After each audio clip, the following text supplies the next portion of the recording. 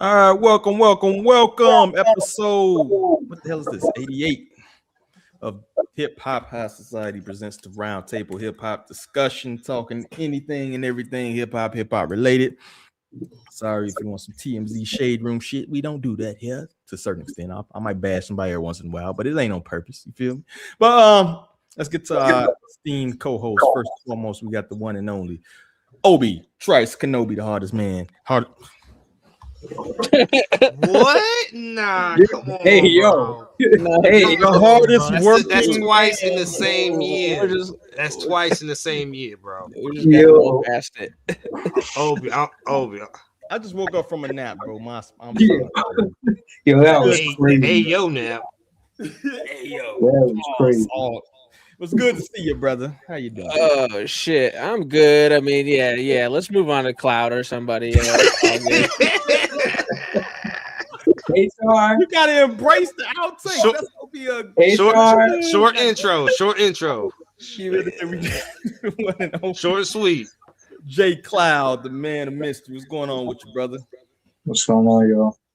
Good to see you in the building, man. And last but not least, the Demonic man back this week, bro. Dale, what's going on with you, brother?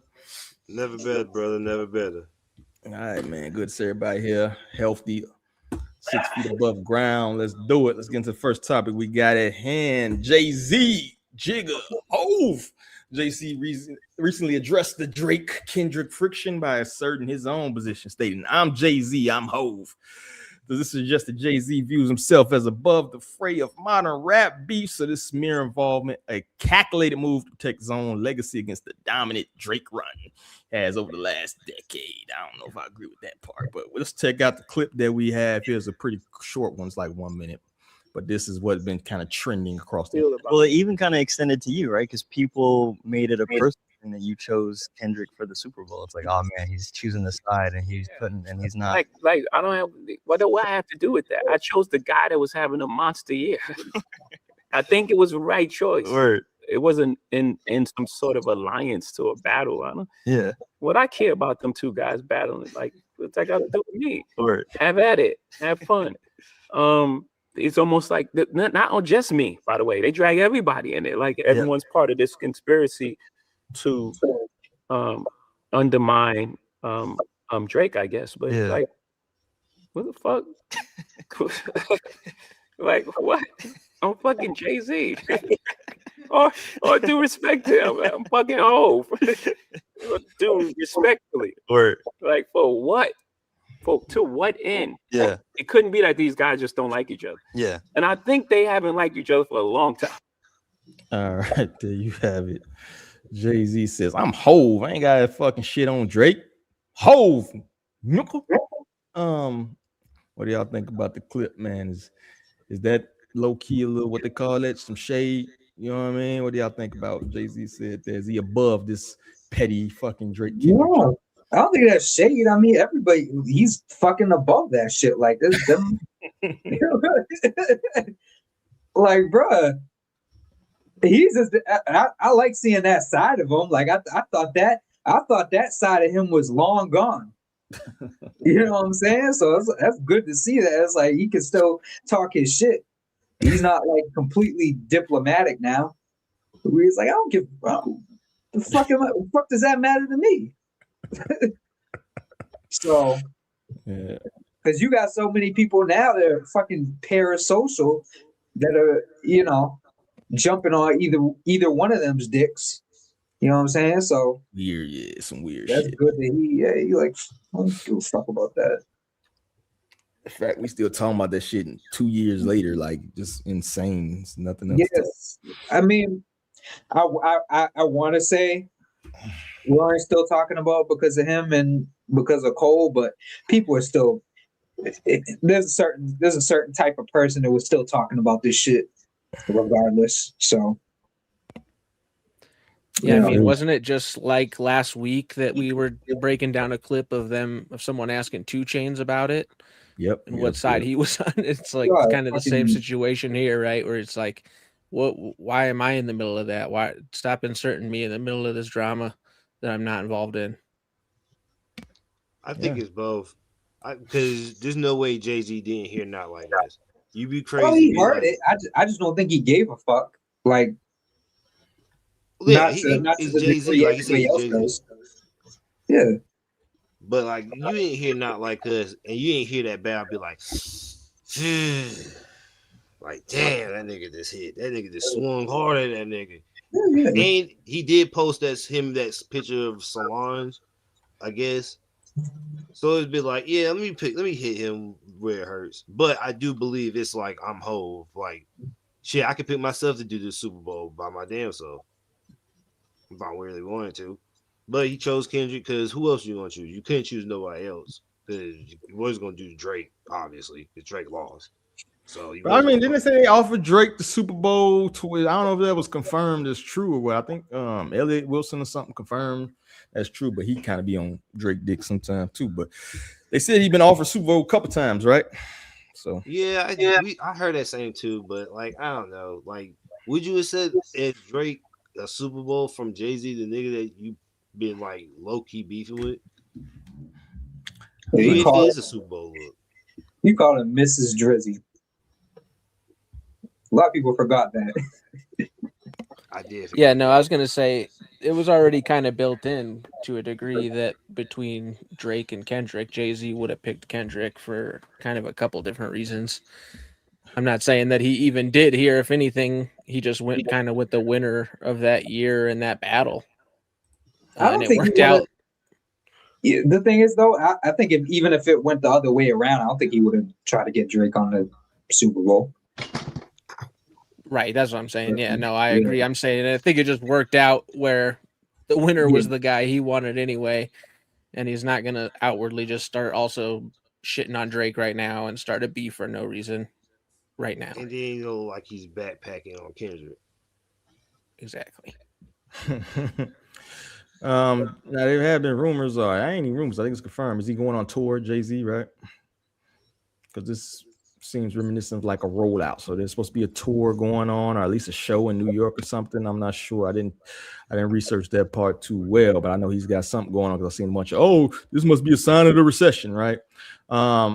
Wait, you said somebody going on tour with him? What was that? You said somebody going on tour with him? No, I said he's supposed to be going on tour, doing a show or something like that, right? Oh, he's doing Roots Picnic, and he's doing a couple of shows at Yankee Stadium. But they're like anniversary joints, so I don't know about a tour.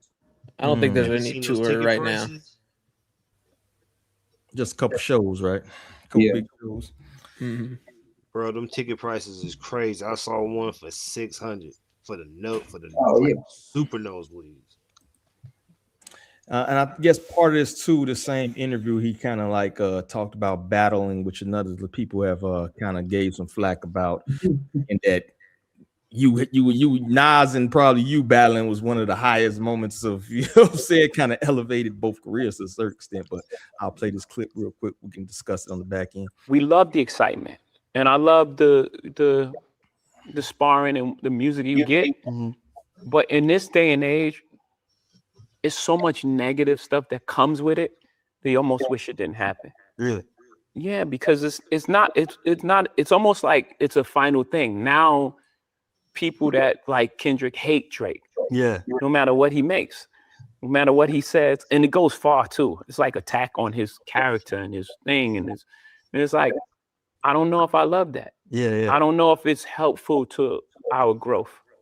Where the fallout lands, especially on on social media, which takes place every day. Yeah. And now you have these pods of cult. The Stan armies fighting. Yeah, and it's like it's too far. Yeah. It's like bringing kids in it. Yeah. And it's like I don't like that. Maybe I've grown in a space that is probably, I sound like the old guy wagging the thing. But I think we can achieve the same thing as far as like sparring with music, with collaborations more so than breaking the whole thing apart. Yeah. It could stand it before because there was no social media and there was no thing. And, you had the battle and it was fun and then you moved on. Right. Right now, I don't know if it could stand it with the technology that we have. Because it takes up so much It oxygen. takes up so much oxygen. Yeah. Now it's just like every day they're just trying They're to still talking about it. It's not just talking about it. Not like, yo, this song I like this. Yeah. No, it's like trying to tear down the people's life. Yeah, yeah. It's like trying to, wreck this guy's marriage or this guy's relationship with his child. And it's like, me and the kid that's what got more in common than just rhyming and balling, nigga. More in common. This is the same guy, bro, that literally made a song about But he was 20 skeeting years on old. the baby seat, bro. Like, Yeah, but bro, like, bro. okay, so first of all, I think he would feel differently if he was aware of the whole Joey Daylight, Ray Vaughn shit, because where he's coming from is I see where he's coming from, and he's not saying it outright, but this whole community of stans fucked battling up.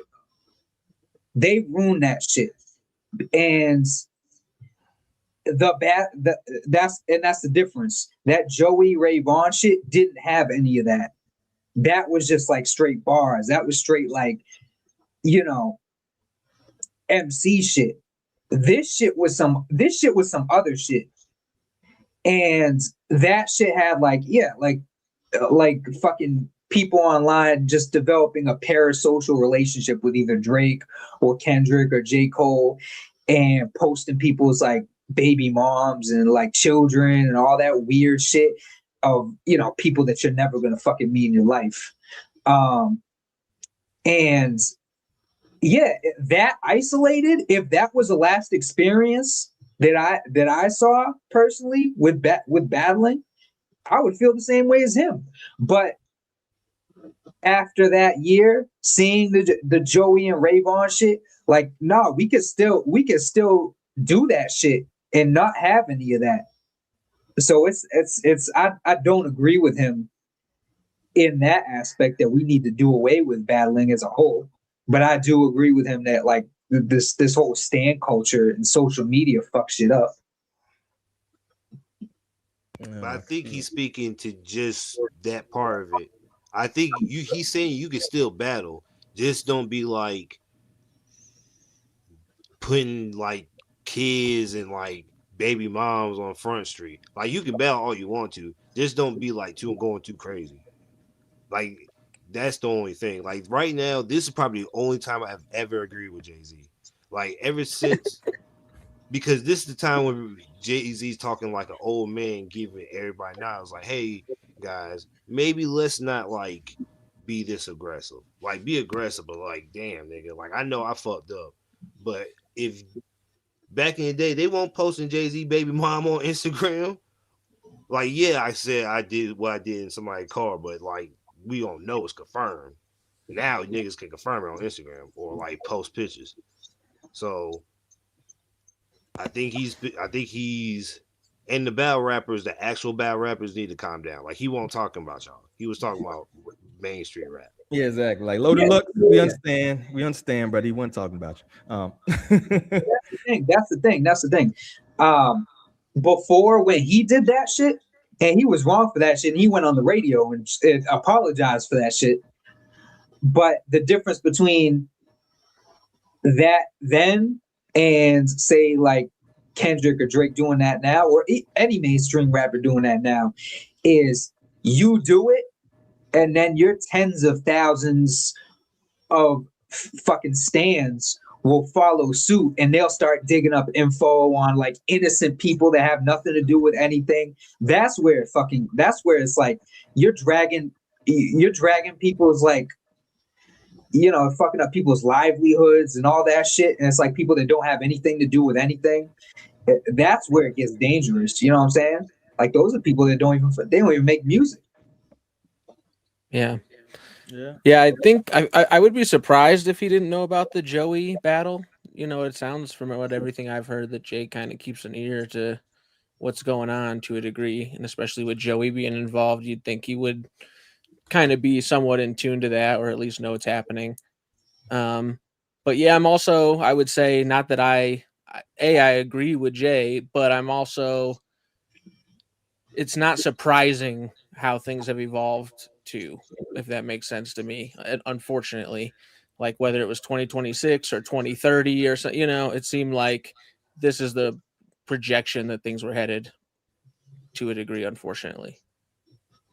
Yeah, but I think one difference in a lot of these battles is like, first and foremost, you can't, if you attack somebody, you can't really dictate how they respond, right?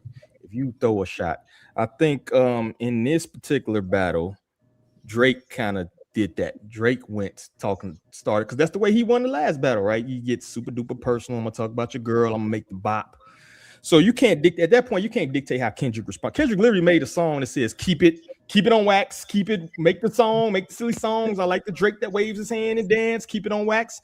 And then after that, he did the fucking Tupac shit and did some other shit and called the man's wife out and date, you know what I mean? Also, honestly, that was Drake's doing. That whole entire shit was Drake's doing. He the one who went personal first. Like that was strictly bars, right? You know what I mean? Like that was a jab on bars. So if you went low, you can't be mad when a motherfucker goes lower. I agree. I completely agree with that, but it's like we're just not in a space anymore where it's gonna just be one person responding. It's gonna be tens, hundreds of thousands of people responding, and like I feel like that's part of being a fucking. So you're a rap superstar, bro. That's part of it. You know what I'm saying? Like you can't dictate the stand armies. It is what it is. What comes with the millions of dollars comes with that. You feel me? But that's the thing, bro. It wasn't always like this, and that's why I say that's why I think he has that issue now, because he's like, you know, he's coming from the mindset of like it when it wasn't like this. Social media made it like this. But to say it like it's not dangerous, bro. Let me just say this real quick, bro. I know people like.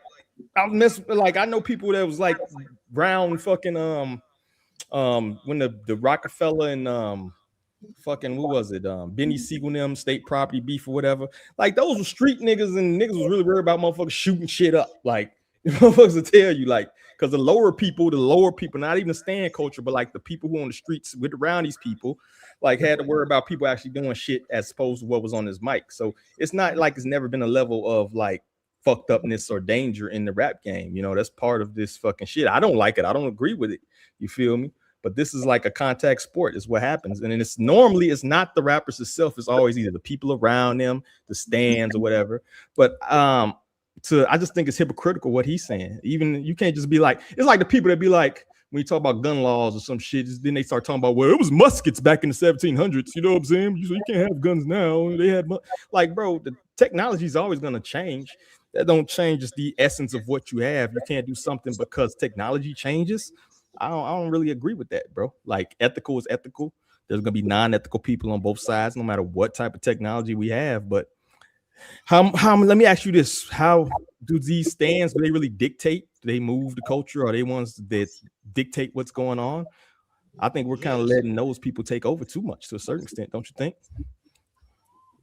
I say, yeah. Have you seen Nicki Minaj stands? Nicki Minaj stands literally. Them niggas will find out where you work at. But that's my point, bro. Like before, it was isolated to that fan base. Now it's like you got grown men with those types of fan bases. You got like Kendrick Lamar having the same type of fan base as the Barbs. That shit is weird. That shit is crazy. And that's what I mean by, like, you were talking about Rockefeller before. Like, these are people that put themselves in that situation. Like you did. Like you chose to be fucking Beanie Siegel's weed carrier. You know what I'm saying? Like you put yourself in that position. These are people that just take it upon themselves to go and dig up like Kendrick Lamar's like aunts, like nieces, like preschool, and like start digging up like that type of weird shit. And that's why I say, like, I feel like I agree with him and don't agree with him at the same time. I agree with him in the aspect of once like we get past a certain ceiling of like mainstream, there don't need to be none of that, because this is the type of behavior that happens. You know what I'm saying? But the thing is, weirdo's gonna weirdo, bro. Like then somebody just breaks into Chris Brown mansion like every 2 weeks.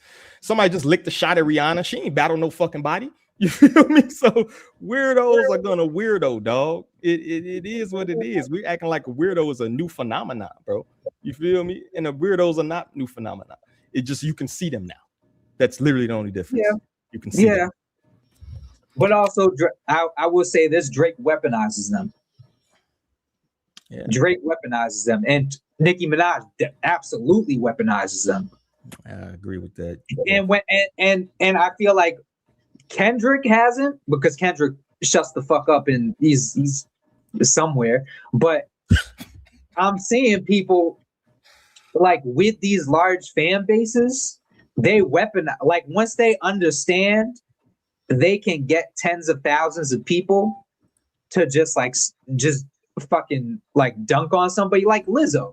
Lizzo's a good example. Like you remember that shit where Lizzo something to do with her Uber Eats driver, and she posted the girl's name and all that shit, and she had her followers like dunk on her and shit like that. Like you can actually like sue people for shit like that. That's literally a crime. Yeah. You feel me? So I think that's more sort of weirdo artists. That's dudes like a lot of these people not good people, bro. You know what I'm saying? Like if you do that, if you weaponize your fan base, that's on you.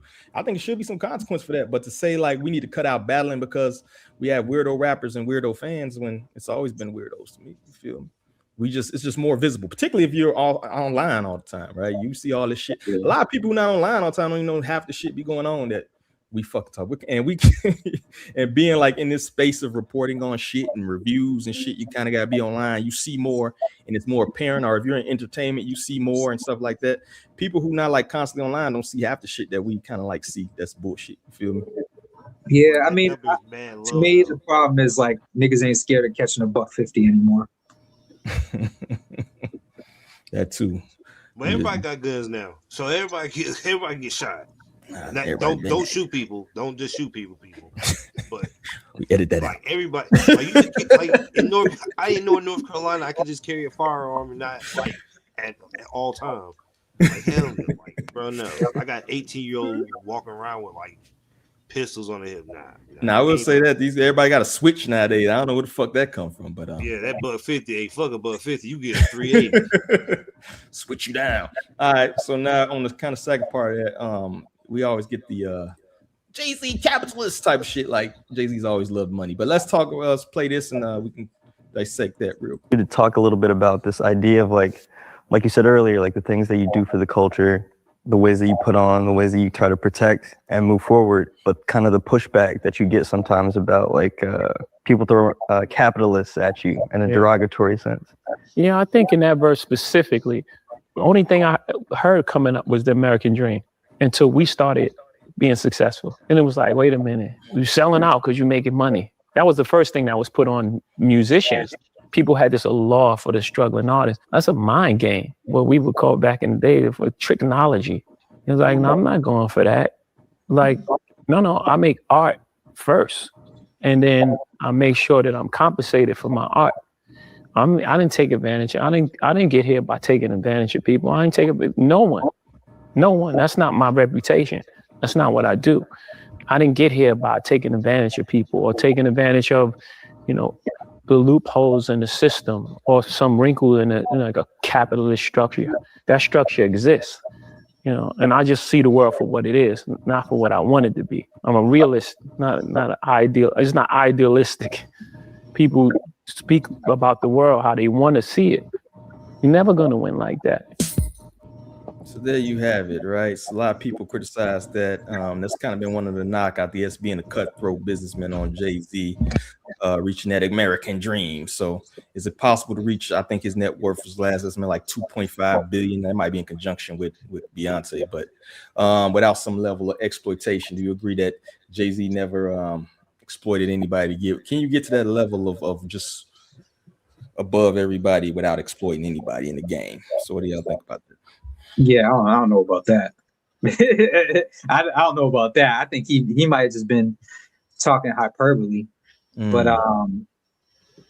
like to he like people expect a lot of him and expect him like, because I made a tweet about this last night talking about what do people want him to be like anti-capitalism, and it's like you don't get like we're in a capitalist society. You know what I'm saying? You don't get to become a millionaire or even a billionaire not being a capitalist. And also, it don't make sense unless you making it strictly for the love. If you want to succeed off of your music, you have to you essentially are going to be a capitalist. So, you know, you can either adjust to that, or you know, you can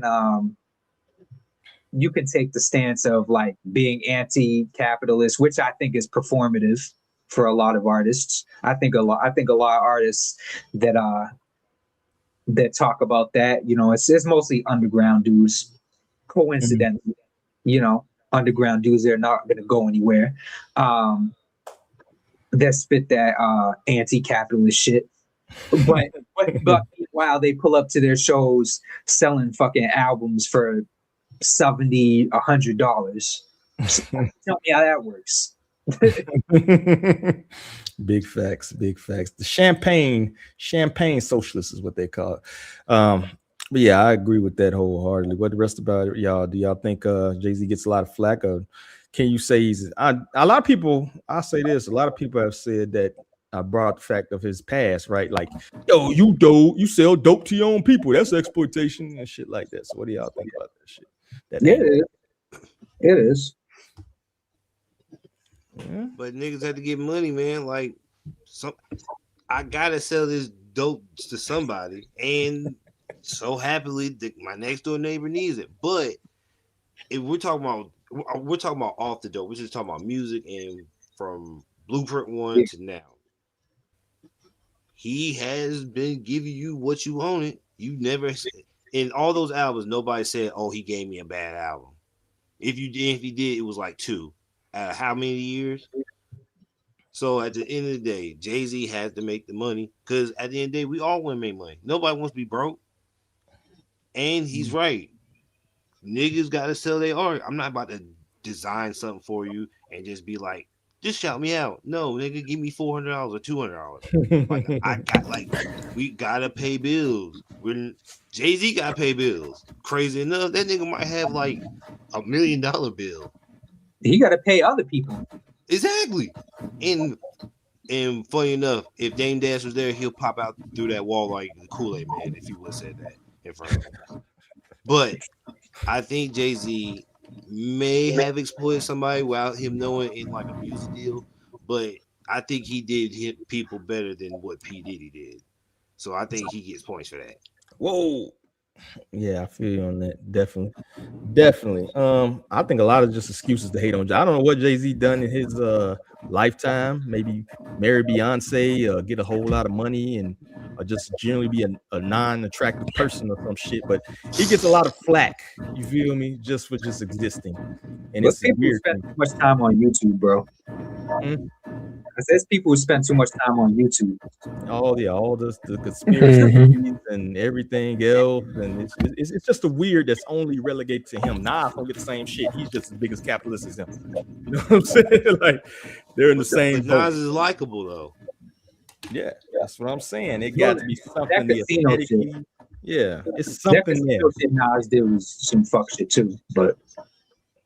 Yeah, but he don't get the flack that, you know, he doesn't get the flack. So yeah, I noticed that, and I posted about that. I'm like, why is nobody like? And I fuck with Nas, but that shit was like that's some fucking predatory shit. Like, you putting a fucking casino in the city? But yeah, none good comes around casinos and shit like that. So to me, I don't know what it is. It's just something very fucking weird. But yeah, in general, you have to, if you do business, bro, it's gonna be sometimes you just gonna have to cut motherfuckers off. You're gonna have to stop fucking with people. You're gonna have to be harsh. You're gonna have to be cutthroat to a certain extent, particularly if you want to get in business, because people will take advantage, bro. It's so many people that have been crying, and then they even got videos these days. Because now we can look back on things with these rose-colored glasses, and Benny Siegel them, and you got Memphis Bleak talking about how they was in the studio and they supposed to record a song and they went out and get drunk instead, and you know what I'm saying? So it's like it may seem like the things that at the time that was kind of cutthroat or you cutting people off, but we don't know what's going on behind closed doors. These people not working, these people not doing what they supposed to do. So sometimes you got to cut a motherfucker off, and it ain't pretty. You feel me? That's Make what it get his. Now, go ahead. I don't know if you're speaking of what because I feel like I've talked about it on the show before, but he tried to get Rockefeller back together. Like he tried to get I think it was the last B-side show. He tried to get State Property and everybody back together. And he set up a studio session and nobody went to it. Everybody went to the club. And I believe it was Bleak who told this story. But that could have been it. Right. And that was like, what was that, like 10 years ago? 10 years ago.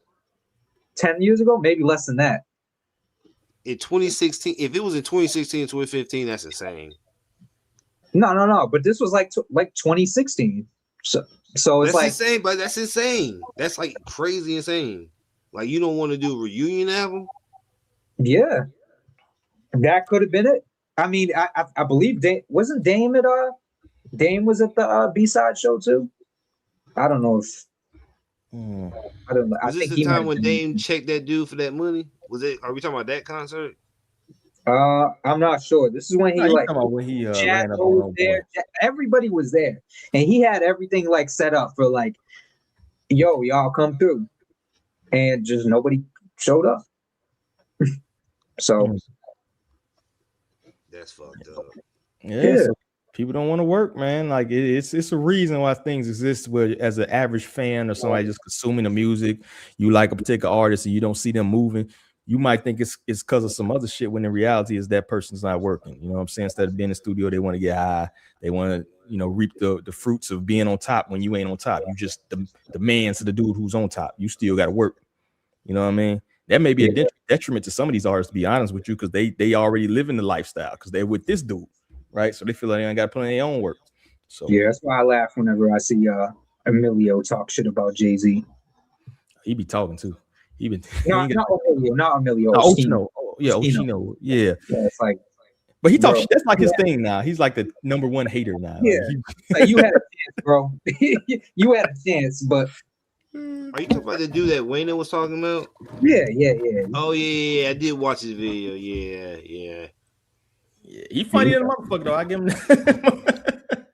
But it's gonna be like that. It's gonna be like that Kwame Brown shit where everybody was watching at first because it's funny and entertaining to watch you hate. But then like after like 2 years of straight hating, it's gonna be like, all right, bro, like what else you got? You know what I mean? Yeah, I've seen enough of him.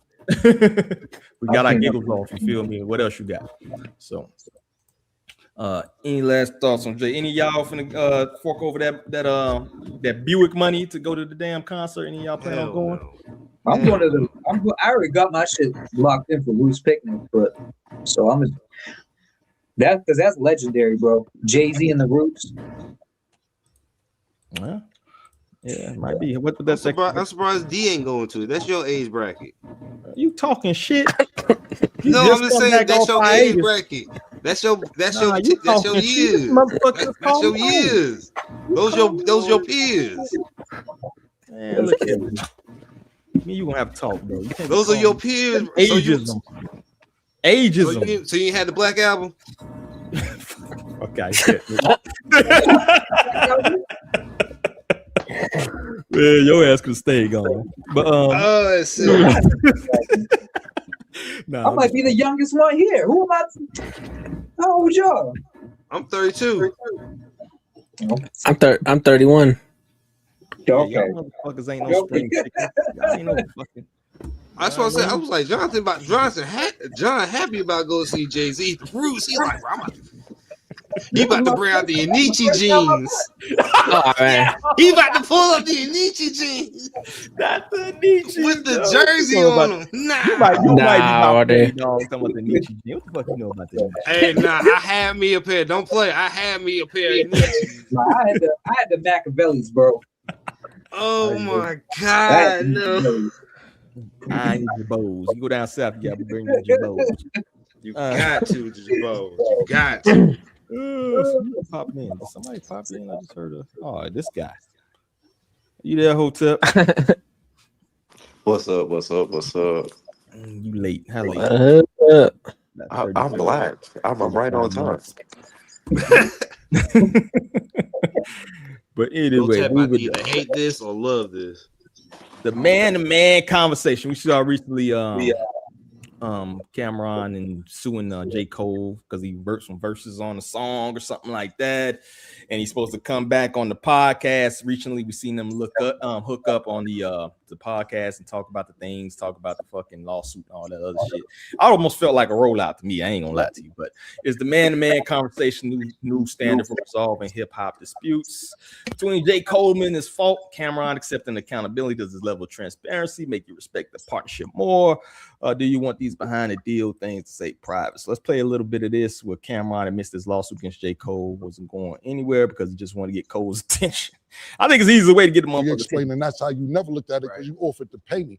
I'm not charging you. I tell niggas no all the time. I don't like niggas. You know what I'm saying? I don't really like a lot of people, especially rappers. I don't even like, you're great lyricists. Like I said, Thank you, bro. like not just for your generation, period. So I'm like, let me get a verse. Came and take me this. Matter of fact, fuck the verse. Let me get the interview. Yo, pardon me. And then that's when all that shit came out at the same time. So more of the story is I get it, and thank you for being here, bro. And thank you for having me. That shit was never gonna go nowhere for us, the lawsuit anyway. It's just like I need to get this nigga attention because I did feel like I did a couple things for you like that because I respect your craft and what you do. Thank you. You know what I'm saying? So I appreciate you. I'm glad we here, man. Me too, and man. I'm glad we here, bro. And like I said, that shit wasn't never about nothing. It's more like, yo, bro, I did this shit for the nigga, but at the end of the day, your process, like you explained to me, is your process. Let's get on to some better shit. How did you explain, and that's how you never looked at the business. I'm gonna bust out the little violin and shit. You know what I mean? But y'all see, what did y'all think about that whole situation between the lawsuit and that Cole popping on them and they kind of squashed it in the public? Think that's a good look? Or do y'all think like it was kind of some rollout shit? What do y'all think about that whole situation, man? I mean, honestly, if you file a lawsuit on me just to get my attention, I don't have nothing to say to you. Like I ain't go nowhere. It would, man. You filed a lawsuit on me, so you got up in the morning, or you called somebody and sent them down to the courthouse just to get my attention. Like you could have just DM'd me, bro. He in the Honda Civic. He ain't got Wi-Fi. Nah, that is grime. You called the man on me, dog. No, you got lawyers involved, and all we had to do was have a conversation. Like that's crazy. J. Cole's a great guy, man. You called Morgan on me, dog. Great guy. Cole's a I feel like great this guy. is all trolling, though. You say what? I feel like this is all trolling because even in the trailer, like he's walking in, like really a lawsuit. Because he just pulled in on his bike. He's just Yeah, like, but that's a scene off stage. Like this whole shit. And like even episodes before where what's his name, Sin City was asking him about it, and he was just sitting there silent. Like this the whole shit just seemed very like staged. Possibly. Did anybody watch the interview? And just like the whole, or like the big chunk of it? Yeah, no, I was just wondering. Yeah, because I thought I would normally agree with you, but the way J. Cole broke it down, I thought was pretty believable and did kind of line up with what Cam had been saying. Now, again, that could be lined up, right? But So as far as the situation, I don't believe it was a thing of he wasn't. I think the lawsuit part was staged. As far as like him not getting back to him and giving him the the interview and shit like that. Yeah, no, life happens, bro. Like I get you. Yeah. He just is like, let's build it up. Yeah. Since you've been ducking me for a minute, how about we add a little spice to it? How about that? I got you. No, I could go with that. That was all very close to this. Like that was all like that's all within the span of like 2 months. Like I don't really believe that. I don't believe there was ever a lawsuit. It could have been a lawsuit, but you could easily just drop a lawsuit. You feel me? Sure, yeah. Yeah, but If I don't that's- think they spend the time to do that shit. All they gotta do is all one of them got to do is put out a press statement saying they filing a lawsuit. You know what I'm saying? Like there doesn't actually need to be a lawsuit. So I think TMZ reported on that shit, some shit. You know, TMZ is like the new CNN these days, so they not gonna usually put one of them don't got a source, don't got somebody they could hit at TMZ though. I don't think they put it because they are actually respected as a news source, despite how I feel about them or any of us feel. I don't think they would put their reputation on the line for fucking Cameron and fucking J. Cole. I don't think that's. I mean, I remember the days when they were just another media takeout. So that's what I'm saying. They didn't came up in the world, dog. Like they didn't came up. They report deaths before anybody these days. People like, did TMZ report it? Yes, that's what they at these days, you know. But yeah, I personally just think I don't think it was fake per se, but I think they are playing the game now. They playing the social media game. You know, Cameron been on social media, he got his podcast now. He kind of knows how to rile people up. You feel me? I do firmly believe that dude do stuff to get the views up. You feel me? So, yeah, but that's the thing. Like Cole is a different story, but I believe Cameron is the type of dude to falsely like talk about like filing a lawsuit or to put that info out in the world. You know what I'm saying? Like I believe he would put a false lawsuit out. So yeah, definitely. That's where I'm coming from when I say I don't really believe it was real or there was any intention of. Well, he said that in the interview. He said I didn't have any intention of following through with this shit. Yeah, that's what he said. But when somebody face to face with you, you might change your story, right? Yeah, I don't believe he did. Ladies, just so we clear, if I have to double text you from now on, be ready to have them papers served. I'm not dealing with this no more. So you suing women? Oh yeah, we going straight. I'm not gonna really go through with the lawsuit. I just need to get your attention. That's all. Hey, something got to fall through. Hey, I just had to have this sit down. That's all I was looking for. Fuck hopping in DMs. I'm suing them. Serving papers. Shout out to the Startworth, reporter here, Maul. Let's see what he got to say. Maul laughing after seeing clips surfaced from J. Cole's Cameron interview about Drake and Kendrick Lamar. On this album, he better address why he did what he did. Okay. He better address why he did what he did. Did a bit on port. He better explain why he did what he did. He better explain why he had that conversation with Kendrick. Okay. And then never spoke to Drake after that again in his life. He has to explain that. He has to explain that. That's nasty. I fuck with Cole. Cole can rap his ass off. Put it in bars on why you did what you did to Drake, bro. Don't give me all of this young Simba and this nigga and that. No. Tell. It's only so much I can take. Yeah, but like I know people feel like right, and then I have friendship wise. Oh my bad. Go ahead. Yeah, no, I was gonna say people feel the way about him, but he will literally just post emojis on a tweet, and now they'll start a whole fucking like news cycle like this. Like he just posted emojis, and I know what he meant, but it's just funny. I don't know, man. It's a bad look after a while, bro. Like you way too like academics was bad, but bro, you way too much team Drake at this point, bro. It's starting to be I think it's corny. I just think it's like he just posts laughing emojis with no context, and a whole bunch of news accounts are like, oh, he's laughing at this, he's laughing at that. Like it's just like y'all make him more important. You know what I'm saying? Y'all, it's y'all really, but you know. And I guess they put clips of what he was referring to. I wanted to had to fall off finished. I probably had to tweak a couple mixes, boom, boom, but I had this album finished, The Fall Off, right? Let me tell you something else. At that time, I had been working on The Fall Off, which was done. And by the way, that somebody leaked it. I know who leaked it and who said it, you know what I mean? But it's cool, you put it out there. It's like, yo, he was on 2 joints. mixtape, Right.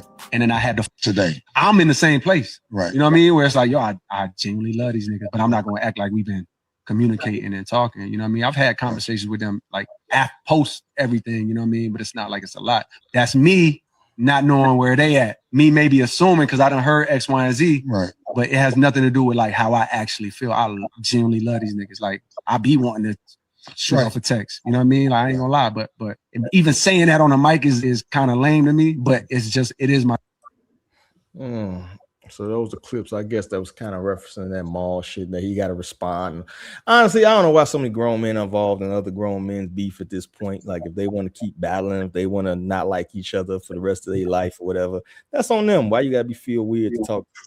That ain't your beef. You feel me? So it's weirdo shit to me. I don't know. No, it's weird. But it's bigger than a rap beef, though. I mean, they shot up Drake's house like twice a day for a week. But that was some other shit, bro. It still coincides though. That didn't have anything to do with Kendrick. I know what that was, but wasn't that weekend shit? Yeah, yeah, that was some like Toronto shit. That didn't have anything to do with. Oh, Toronto, baby. Yeah. It just happens to coincide with around the same. Well, I mean, yeah, the weekend was on that shit too. on Family Matters. So he was like, he was trying to go with everybody. And it's like, people made that about Kendrick, and it's like, Kendrick ain't got shit to do with that. Yeah, that's true. I don't know, man. Weekend seemed like he's got some loose screws too. I don't think I would. Out of all the R&B cats, I think I'd leave that little mother. You seen that fucked up ass show he had and shit? Like, Weekend ain't quite right, bro. You know what I mean? still ain't got around to watching it. I don't think I want to watch it for what really bad. It's really bad. Yeah, they canceled it. I keep hearing that. When HBO was like, nah, bro, like HBO showed like Game of Thrones that had like fucking incest in it and shit. When HBO was like, nah, bro, we can't do this. You got some other shit going on. You feel me? So I don't know. But that's fantasy. You can do incest in fantasy. I don't know, bro. I don't think that's palatable still to most people, right? Yeah. So, but yeah, I don't know, man. I just think a lot of people are still trying to feed off that beef, man. I think this is like the last, like the death blow. You feel me? Like squeeze the last bit of content you can from the beef. You know what I mean? All right, come on now. I'll let the first one go. But I'll let the first one slide, but you just doing too much now. You're doing too much. You did not. There's no way in the world you paused. It was like, yeah, I'm gonna let this slide. Nah, I need like a pause intern or some shit because I can't be keeping track. That was crazy. That was a crazy. You need that damn pause. Squeeze the last out the beat. I need a pause button so y'all can leave me the fuck alone. Yeah. God, that was insane. Give some money to Dane for that. You got them up on Fiverr. Nah, I want to support Dane. All right. Any last thoughts on that joint? Anybody plan on checking out the whole interview? I don't know if I'm gonna do it, man. I might check it out just so I can. It's good if you fuck with Cole. How long is that joint, bro? Like an hour? I saw most of it. Something like that.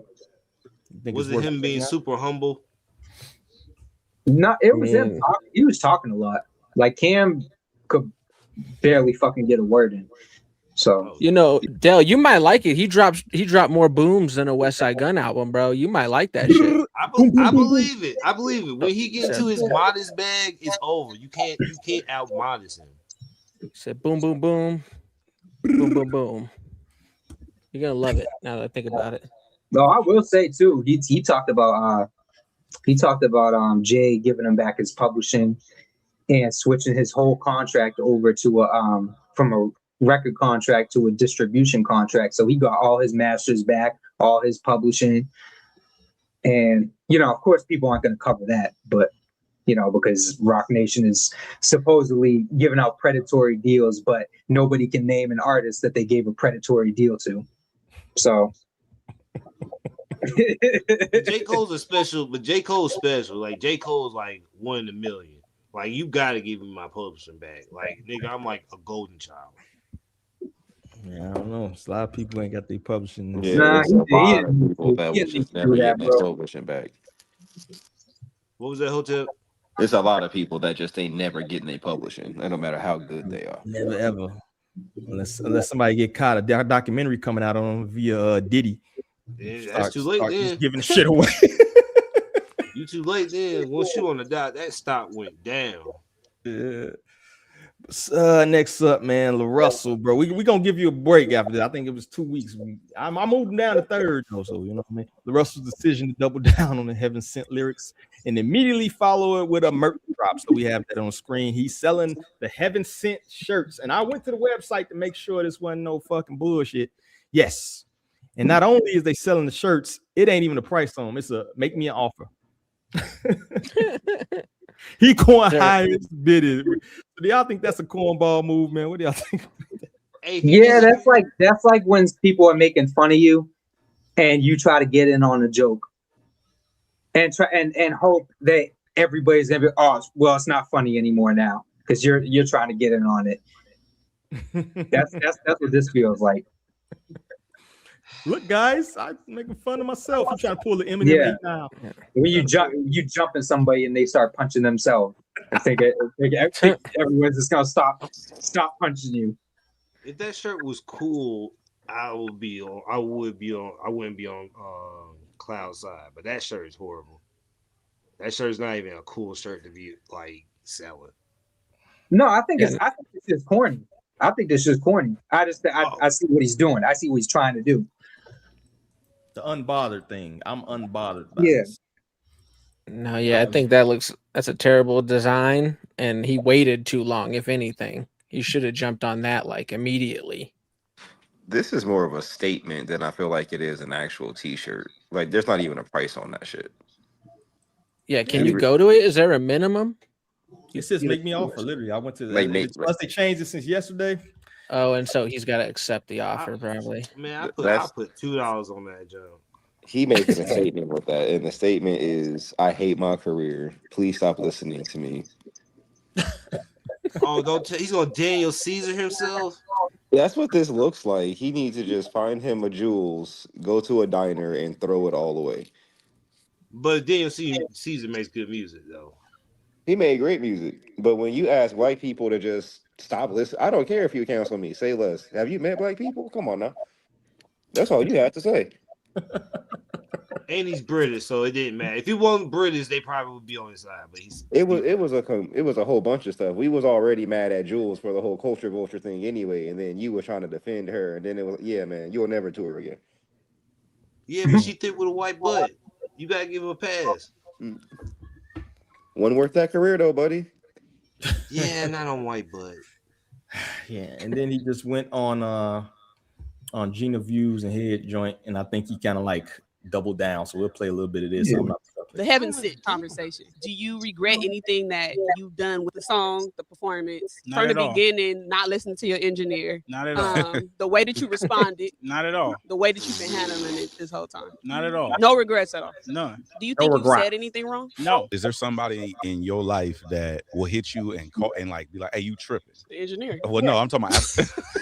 If I'm really tripping, yeah. What did that person have to say about this? These niggas stupid. These niggas stupid. Yep. You got another person? It's fake outrage. I can make whatever that's art so comes from filthy. anybody who makes music, you know, at a level where you really rapping about something, not just bullshit, but rapping about life. And as an artist, it's our job to put art out into the world, however that may come. I don't have to change my art because it makes you uncomfortable. Was there a time where throughout this process where you were like, maybe if I said it this way, they would understand what I'm saying? And then the second part of that question is, do you understand where other people are coming from? No, Okay. because Tell everything. when I said free Palestine, there was people who was offended. Am I supposed to apologize to them? When I made 20 shots and I talk about them niggas killing Stevante Clark and shooting him 20 times, it's people who's offended. I'm supposed to apologize. It's my art. If I maliciously meant to hurt you and it's like, damn, that was a miss on my end, like I could recognize when it is. Like with the Wayne shit, it was like, damn, I could see how that is. I used to think like when I say stuff, I don't own none of the responsibility if I say something. My intention is not malicious. And then I had to learn like, oh, these is human beings. They have feelings and emotions and stuff like that. So I understand that when you add the biblical nuance to it, because now you impeding on their core values. Do you get that perspective or no? Because I feel like that shit be fake. I agree like with you. All the niggas sometimes. I see talking all these core values, and we don't believe this. It's like, bro, we see what your homies on. We see what your uncle's on. We see what your cousin's on. We see what's on your playlist. Your caption said, my engineer told me not to put this up. That comes off as arrogant. And like you said, this is art with all due respect. As a rapper, I don't think you did a well job of setting up the bar, if that makes sense. The first thing that people is going to is, oh shit, he said Epstein. And then you mix Epstein in the box with Malcolm X, Martin Luther King. And then you said, and even you, like and Hitler, like I'm like Hitler and Epstein. Now I'm not a rapper either, but I am into like rap and battle rap. Fab said never trust shit. Even the devil was an angel. Obviously, he not telling us that an angel and the devil is, it's the same person. So I think that if you delivered it in a different way and you set it up differently, then people would have been able to more so relate to it. Yeah, and I feel that, but it's my art, and maybe somebody else could deliver it differently. Right? If you had a child that's heaven sent, correct? Was all them niggas not a child? The children are heaven sent, but the monsters is the devil. That has nothing to do with God. What you do after I place you here is within your free will. That's what you become. The world gets you. Have you talked to your engineer about this? That's funny as fuck. That engineer day. Shout him out. Ray. Hey, shout out Ray. Hey, Ray. What's heaven sent? Shout out my engineer, but it's some other niggas engineers who really need to step up and say something. Y'all don't listen. Yeah, that's true. You right. That just came off so arrogant, bro. I don't think that's gonna. That was rough. You feel me? Now, granted, this is like jump cuts, and it wasn't the full context of anything, but that was 3 minutes, dog. That wasn't just like a 30-second clip. You know what I mean? Jumping from. So, how do y'all think about that, bro? Remember when you was 15 and you was wrong about some shit and you knew you was wrong about some shit, but you was about to die right there though. Die behind this shit, yeah. That's what we looking at, right? Like I knew I was wrong 40 minutes ago, but I'm in too deep. That's what this is. Down. He in too deep. He can't backtrack. Can't turn. Yep. Go down. I gotta respect him standing on his square, because he even said at the end, he said, "Nah, I feel you. Go to somebody else. Maybe they'll deliver it differently then." Like he's standing on it. At this point, he knows that he kind of like delivered it in a way, but he's like, what do I need to apologize for? I didn't say anything wrong. If I said it in a way that you didn't like or a way that you didn't understand, you know what I'm saying? I wouldn't say it the way he said it. I don't agree with how he said it, but it's like at this point, I gotta respect where he's standing. He's not folding, because you know how many people fold. I don't know. He kind of did fold because he deleted his socials. So he cares about people talking shit. That's the part that's like disconnecting, right? No, it's okay to fold sometimes. I think he deleted his socials though, because he kept talking shit back to people. I don't think he was worried about what people were saying to him. I think people kept hitting him about the shit that he was saying to people, and like, yo, you gotta fucking chill. You gotta just delete shit. You know how like when you're going back and forth with people, and you just think to yourself, and because I don't know if any of y'all have ever been in that situation where it's like you got a whole bunch of people coming at you, and you're responding to people, and then you think to yourself, yo, I gotta put my fucking phone down. Yeah, but you put your phone down. You don't like delete your socials, right? Yeah. Right. Deleting your socials speaks of something else. That speaks of that it's. Well, if he didn't, he didn't delete his socials, he would keep going back and forth with people. Exactly. So you care. You don't go back and forth because you don't care. You feel me? Yeah. No, I think he cares. I think that was his way of doing damage control without apologizing, or not damage control, but not making the problem worse. You know what I'm saying? Like if he didn't delete his socials, he would keep making shit worse. And I think people around him, yo, you gotta get rid of that shit, bro. At least for a little bit. Like you're bugging. Like even the shit that you're saying on Twitter is worse than the video itself. You know what I'm saying? Like how you responded to the backlash is worse than what's getting you the backlash. Yeah, but then you can't play the unbothered resolve. Then you know what I'm saying? Like you're still talking about it. You're selling the shirts. Like it's okay that I think he's an asshole. But at the same time, I think he's an asshole. But I think at the same time, he's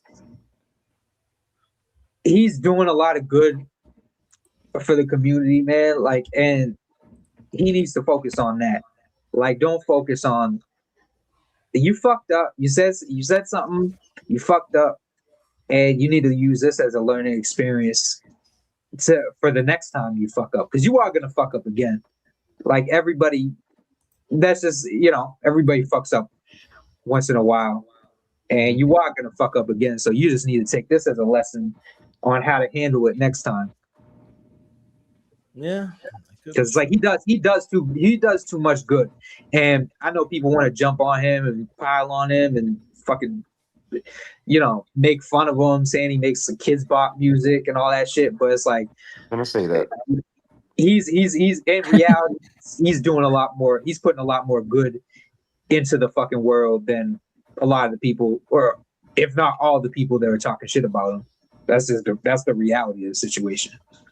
he does a lot for his community, but his title is not community activist. His title is rapper or artist. Well, bro, and he when you have built your fan base and your music career on helping out the kids and stuff like that, that's commendable. But then you put out projects that are more adult centric, and then the adults have something to say. Well, you can't just hide behind like, oh, well, I donate turkeys. Like, well, that's cute, but you still did some dumb shit. Like the adults are in the conversation now. You put out some adult music, the adults are critiquing it. You don't get to go run and hide behind, well, oh, I donated to Compton High School. Like that's cute, but you still did some dumb shit. No, I don't think he should have used that as a fucking. I don't agree with that video saying like, the whole him talking about like, what are you doing? Blah, blah, blah. I think that was in bad taste. I mean, it was real. It was real. I agree with him, but it's like you don't say that. You know what I'm saying? Because people don't have the means to help their community out. It's like you do, and you're doing that. So it's like you got to respect that, but at the same time, don't use that as like, I'm doing more than you are. Like, but they can't do anything. You know what I'm saying? And I don't know about the whole his title is rapper, not activist, because a lot of activism be performative and not actually resulting in anything. But I mean, that's neither here nor there. That's true. But at the same time, though, we as adults, we know that just because you are a community activist doesn't necessarily mean you a good person. Oh, yeah, for sure. As a matter of fact, the first thing terrible people do when they trying to get something off their back or they trying to keep an image up is to go start a nonprofit. Yeah, that's true. That is true. He does a lot for his community, and if we're talking about him as a community activist, that's a different conversation. But you wasn't being a community activist when you said Hitler and Malcolm X was both having in the same sentence with no comma. Wait, what? That's what he said? Pause. You need to pause in between. Dell, I tried to get you on for last week, bro. What, bro? So if you didn't see the video, it sounds crazy. But if you see the video, we know what he meant. But it's like you could have worded it differently, huh? That's a crazy combo. How you get all those people in the same sentence? You've been there. That's the point. That's the point. That's the thing. It's like he didn't need to like put it together like that. But it's like what he means, and for him to get on the internet and talk about like, oh, y'all are stupid. It's like, no, bro, people know what you meant. Right. people know what you meant. It's like you just it's not constructive. There's nothing that's gonna come from that. There's nothing that's gonna come from saying like both Malcolm X and Hitler are human. Yeah. We know they're human. We know they're both human. We know they were both babies at one point. What do you want? What do we do with that information? You know what I'm saying? What we Like, gonna do with that info? Like, what am I supposed to say to that? Your engineer was heaven sent, but you didn't listen. Bro, I don't think these things have PR teams. These things don't have PR teams at all. No, they do have PR teams. It's just once you put these niggas on cameras, they answering the questions. He been all over the place. His PR team putting him everywhere to try to dumb this down. Like, hey, go up there and make this better. He's not doing that. No, he got on camera. He got on his phone. he got on camera. He hasn't adapted. Like I don't think he realized when he signed at Jay-Z or when he not even gonna say the deal. When he was associated with Jay-Z, you have to move a little bit different now. You feel me? And he's still kind of moving like he's like this independent from artist from Vallejo. I can say what I want, and all my army, my fans of online army is gonna praise me for everything I do. And it's like, nah, bro, you was in the crosshairs after that. That Wayne shit should have taught you something. Right, and then right after the Wayne shit, like right on the heels of Wayne don't say nothing important. You said that. Oh, I don't think he should have apologized for that, because I feel the same way. I feel the same way about Wayne. I think that's the one he should double down on. To be honest with you, he has nothing worth fucking hearing. He does not have a word worth hearing, worth listening to. Sorry. Hold on. Are you talking about ever? Or are you talking about like recently? Even going back to his old catalog, it doesn't age. Really, I'm talking about ever, because even the situations that he has spoken, I got to look at it from a different lens, because he came out with the whole he don't see racism. His life matters to his bitches. When people were asking him about Black Lives Matter, like I got to look at all the shit from before with a different lens. Like I got to look at Georgia Bush. Like, who told you to make Georgia Bush? Because I feel like that didn't come from you. Hey yo, beautiful black woman. I bet that bitch look better red. Wait till they get a hold of that on the internet. And then he had the Emmett Till line. Like, bro, I recognize Wayne as a legend, but I don't really fuck with him. He's not infallible, dog. Obi, you got some shit? What you about to say something? Oh yeah, I was just gonna say, it's just funny because LaRussell's like kind of boxed in to a degree by a lot of people as like a family rapper, right? And like for kids. So it's like even more so of like, hey man, maybe don't drop these Epstein Hitler bars. You know what I mean? Like people associate you with like family, like you around kids, bro. You drop kids pop music, bro. Yeah, I didn't think about that. That's terrible. Go ahead and save that. That's doesn't really go with your image in the first fucking place. Yeah, I don't think he does though. That's the thing. Like I think he's been associated with that, but I think that's I wish Cam was here, man, because Cam could speak to it better than I could. Bay Area shit. I'm an outsider, but yeah, Bay Area shit like Mr. Fab and like Mac Dre, that shit all has that kind of sound to it. Yeah. And that's very much in line with what he does, but it's like people aren't really like familiar with that whole style. Like Mr. Fab came out with the school bus chain and shit like that. Yeah. Like that's, but there it was not like that content was not meant for kids. You know what I'm saying? So it's yeah, and even LaRussell, I mean, I'm somewhat of a fan. Like, I don't want to say the biggest fan out of the crew, but like I've listened to quite a few projects. So yeah, I never considered it like kids bop music and stuff, but it's just funny to be boxed into that by the public, kind of. Especially after that's what I mean. Yeah, it's like there's a little bit of on purpose, and I would say out of all those guys that you listed, LaRussell does have that most appeal to a kids pop type of a lane, to be honest. When you think of a LaRussell music video, he got the middle school step team in front of the middle school. There's like a PTA meeting going on in the background. Everyone's happy.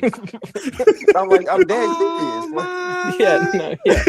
I'm dead serious. Yo, and then like this probably makes it worse, man.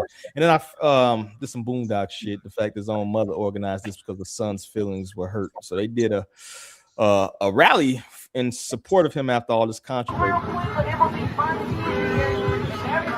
March for LaRussell and rally for him because his mom told us to come out here. And I think that's what people are upset with LaRussell the most about is that he said that everybody was created by the same hands, which are God's, but they didn't want to hear Epstein or Jeffrey Dahmer or any of those people. So that's why they're angry. I mean, but I know the word. I feel like what he said, you got to listen to what he said. You feel me? Like, he told no lie. We all did come from God. So he said he was speaking positivity, man, basically letting everybody know we all creatures of God. You know what I'm saying? That's all he said. Because the internet is not a real place, but this is real. The love is real. The community support is real. That's what they are. Do you think there's any valid criticisms of his bars? No, because if you understand biblical sense, you understand. Because we're all heaven sent, but we're not all heaven bound. They want an apology from him. That's all it's about. Accountability and an apology. Do you think he's going to do that? No, I don't think he ever should. Because we get to say what we want to say, bro. Yeah, we got to pay for it, but we got to pay for it with God, not with another human being. He had his freedom of speech, man. That's why he wrote that song. He did what he did. He released it like he released it. And that was his freedom of speech. Have a good day. And they say he didn't even go to it, but y'all think that was a good look, man? The niggas is being sensitive, man. Because it's like I'm sitting and thinking about like all the crazy lines that like people I fuck with. Like one of my favorite rappers, I'm not gonna say who, a couple of y'all might know, but one of my favorite rappers told another rapper that he was gonna rape his mother and throw her over a bridge.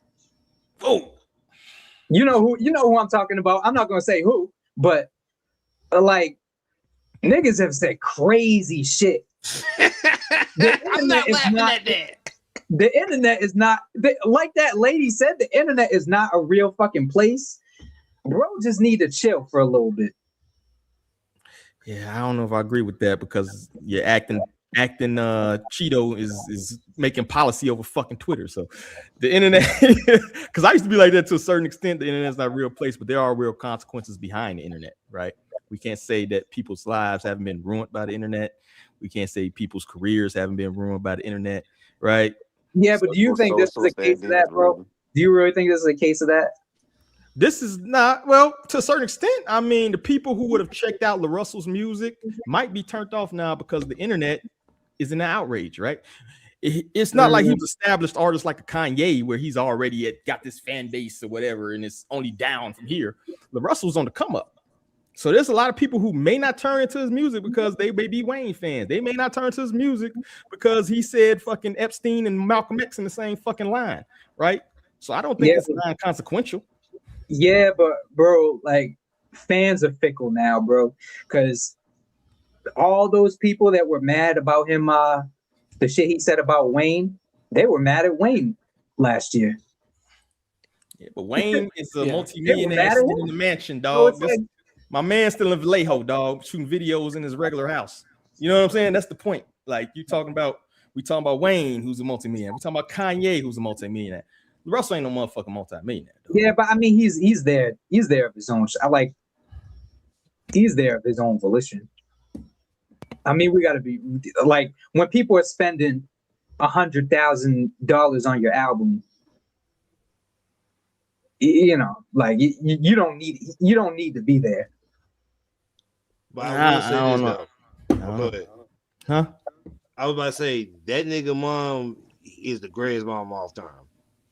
Like she put this whole thing together for him, bro. That might be the mom of the year. Like I don't know. I don't think that was bro. Your mama can't be fighting your battles at 30. She can't. 31 years old. You're a grown ass man. That wasn't a good look to me. And the first dude was like, "I'm out here because his mama told me to come out." I was like, "Oh no!" But that's the neighborhood with community. We always talk about niggas need to come together as community. I can respect niggas. When I was a little kid, I ain't respect. If we was finna scrap and you go get your mama, you little. Hey, that mama put hands and feet on you. She put hands and feet. How we know he ain't telling not to do that? I hope he didn't do that. That's nasty. I hope he didn't, but that's not a good look. It's not a good look. Mama out there I'd fighting. rather my mama did it than me be like, hey, mama, get 10,000 people to be like, hey, I'm a good guy. That's nasty. Yeah, but that's the thing. If he tell her not to do it, y'all know how moms are. Like, they're gonna do it anyways. Baby, I'm gonna get everybody together. We gonna have a good time. We gonna get the fish fried. Your uncle gonna be on the grill, DJing. Like, black mom's gonna get the whole community together. She gonna get somebody. I mean, it does showcase that he has community behind him. Like, despite all the bullshit, on the ground level, he does still have supporters. And I have to give him that. Like, your mom can just hop on the horn and be like, hey, link up. And they outside, like, hey, that's power. That's cool. influence. That's motion. That's motion. That's motion. Your mom has motion. I mean, we kind of knew that. We kind of knew that despite all this like commotion and shit, his community was gonna be behind him regardless. You know, that's why I say his best place may be like regional. You know what I mean? That might be actually a great spot for him. You feel me? The whole incident is stupid and being blown out of proportion. I mean, we would be over it already if he would just stop doubling, tripling, quadrupling down on it. He gonna be fine, bro, because he got a good amount of the West behind him, and whenever he drops, bro, that all goes into his pocket. Like, this not streaming shit. That's all. That's why I said before about the 100,000. Like, niggas spend 100,000 on his album, and that's going in his pocket. You know what I'm saying? Like, obviously with taxes and shit, but 100,000 in California is like 50 in fucking Alabama, dog. Just letting you know. So yeah, I don't know. I think he still has some heights to hit before, you know, he can just completely say whatever the fuck he wants to say without consequence. I don't think he's in that point where he's good for life yet. You know what I mean? Yeah, but I don't think this is that big of a consequence at the same time. I don't think this is I don't think this is gonna kill him. Yeah, I don't think so either.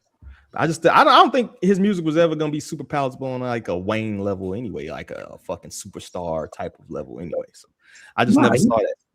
Nah, he makes Bay Area shit, and that's fine. Like, because he's clearly one of the most successful in a while. So it's like he's good. Yeah. Definitely. He got good business acumen too, and that's half the battle right there. Like, if you know how to leverage your money and leverage your fucking, how to, advertise and move and shit, that's half the battle right there. We know he know how to do that shit. You know what I mean? So I think he'll be fine as well. It's just kind of people getting their jokes off, dog. You feel me? Yeah. Any last thoughts on that joint? Yeah, I was just gonna say, for that event, I think it was good for establishing stronger community in the region, right? And for the West Coast, I think they're not about to move on from him over the incident. But I do think that event might not have been a good look online and for people outside of his region. I think there's a lot of people that saw that as kind of corny and lame, unfortunately, for better or worse. I'm not saying I didn't think it was the best personally, and I also didn't think it was the worst type of thing. Personally, if I were LaRussell, I'd have just wanted this to quiet down and not have another bump of my name in the news over this incident, right? But right. I mean, yeah. To be fair though, he could cash app every single person in the country $100, and they would say it's corny. Yeah, it wouldn't be corny to me. I'll take my $100. Everybody say, hey, yeah, that's true. Shit. Does that have something to do with he himself making himself a punchline though? Because once you make yourself a punchline, it's hard to come back from that. Yeah, especially these days. Once you're a meme, dog, it's over with. Like Meek Mill is a meme now. Like Meek once Mill it's pull out a funny, fucking test album. Well, he did to himself.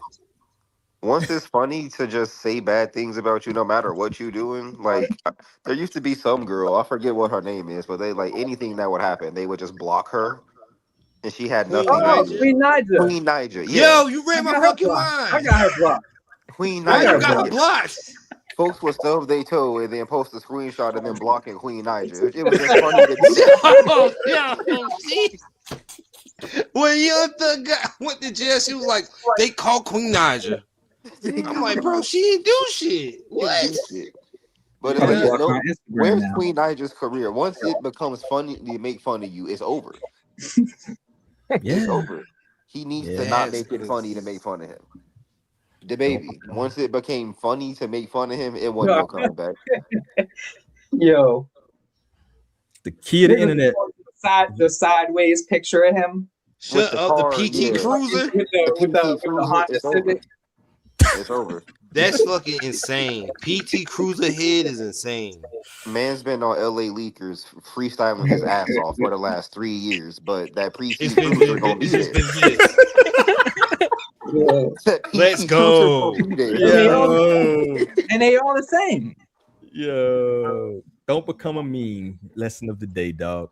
Unless you can capitalize off it. For sure. Let's crash dummy this shit real quick.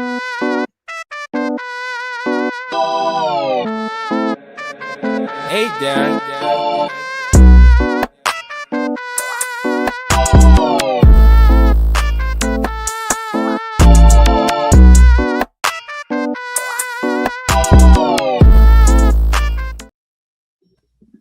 Yeah, this week I feel like this one kind of went under the radar, which is surprising because it's very like memeable, right?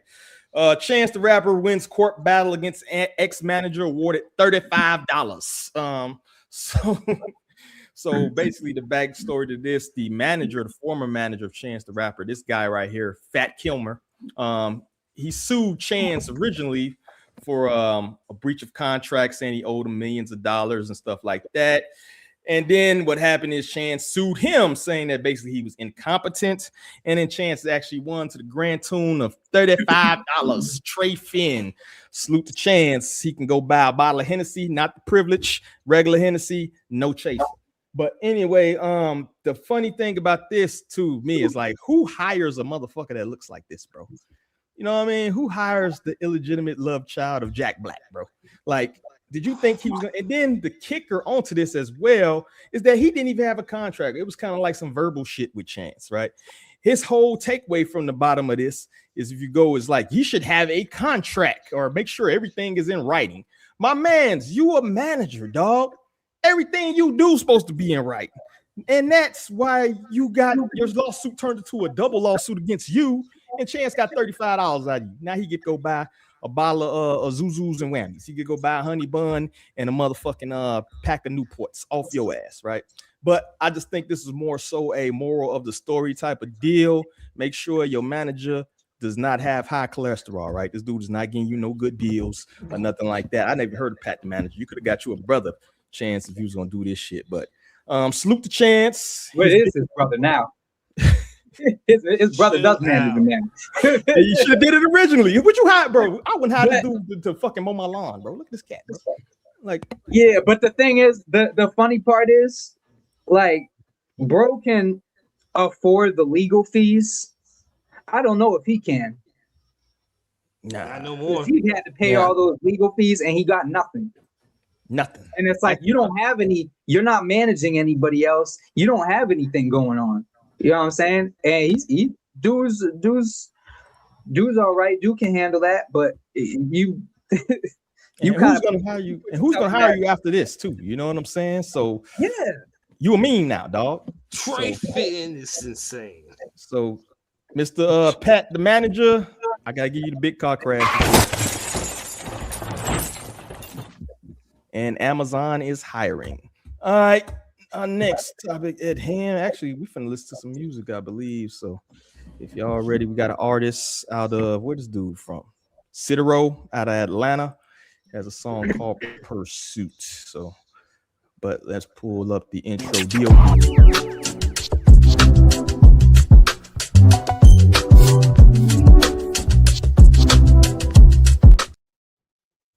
So we have the track pulled up, Citero Pursuit. And I'm sorry I'm butchering your name. You're supposed to be listening, so hopefully you can chime in. But make sure you guys mute your mics and let's listen to some music, man.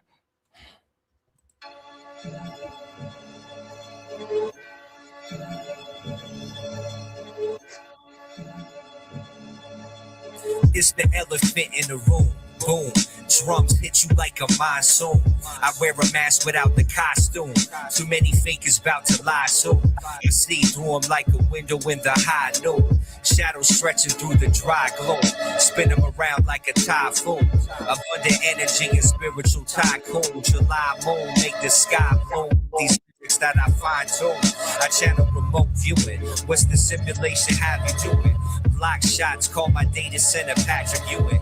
Mind moving through dimensions, I'm pursuing hidden codes inside of the cosmos. That's how my mind grows. The universe expands, only time knows. It's information that the sign shows. They used to label it with my souls.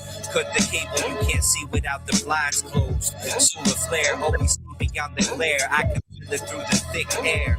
Cross-eyed, you got the tricks there. Blue woo woo like Ric Flair. Blue woo woo like Ric Flair.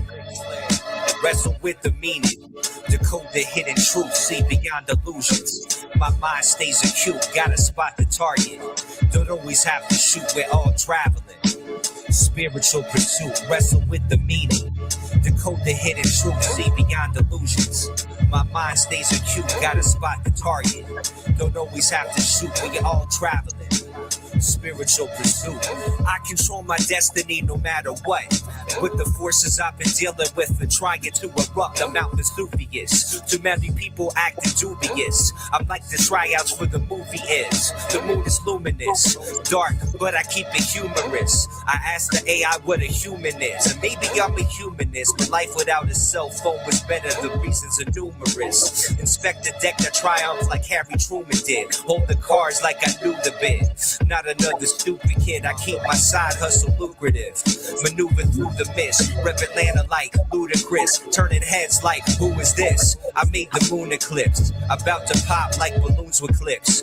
Lord willing like a feral cat. Stand tall, never falling flat. I stand tall, never falling flat. With the meaning, decode the hidden truth, see beyond illusions. My mind stays acute, gotta spot the target. Don't always have to shoot, we're all traveling. Spiritual pursuit, wrestle with the meaning, decode the hidden truth, see beyond illusions. My mind stays acute, gotta spot the target. Don't always have to shoot, we all traveling. Spiritual pursuit.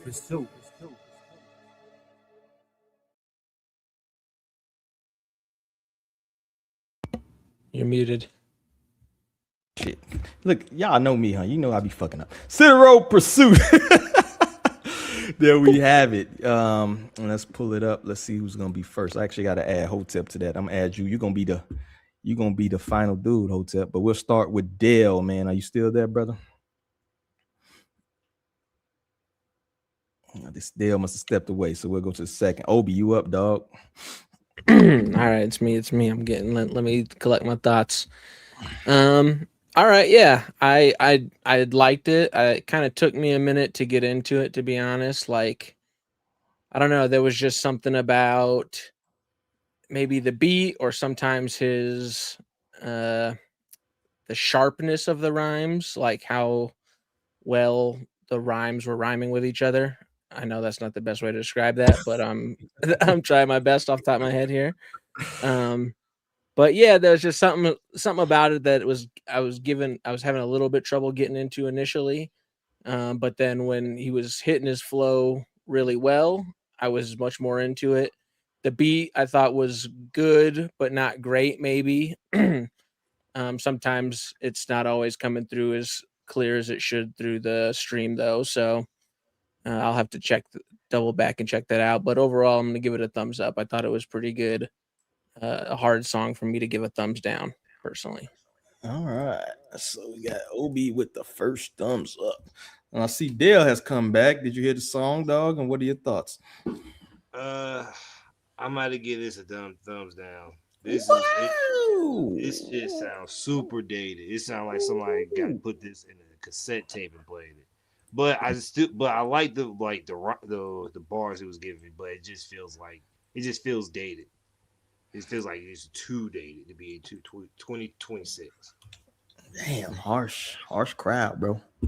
Oh, I'm up. I put myself third. Why the fuck did I do that? All right, so it was some fucking bars in there, dog. Like, this is like my third time, maybe fourth time listening to this. I didn't care for it like the first time around. The second time I started to warm up. The third time I started kind of like really hear the lyrical content. So to me, like that AI line, I asked the AI what a human is. Maybe I'm a humanist. I was like, okay, he fucking spitting. I didn't particularly care about the beat. The beat was all right, you know, nothing to write home about. But I think it's a lot of concepts in there. There's also one of them things like last week, like if you break down the lyrical content, I think he had enough bars in there, man, to make it dope to me. So I'm going thumbs up. You feel me? Cloud, what are your thoughts, man? Yeah, he can rap. I'm tired of hearing beats like that. Like they just sound like a white dude in Machiavelli jeans in 2026.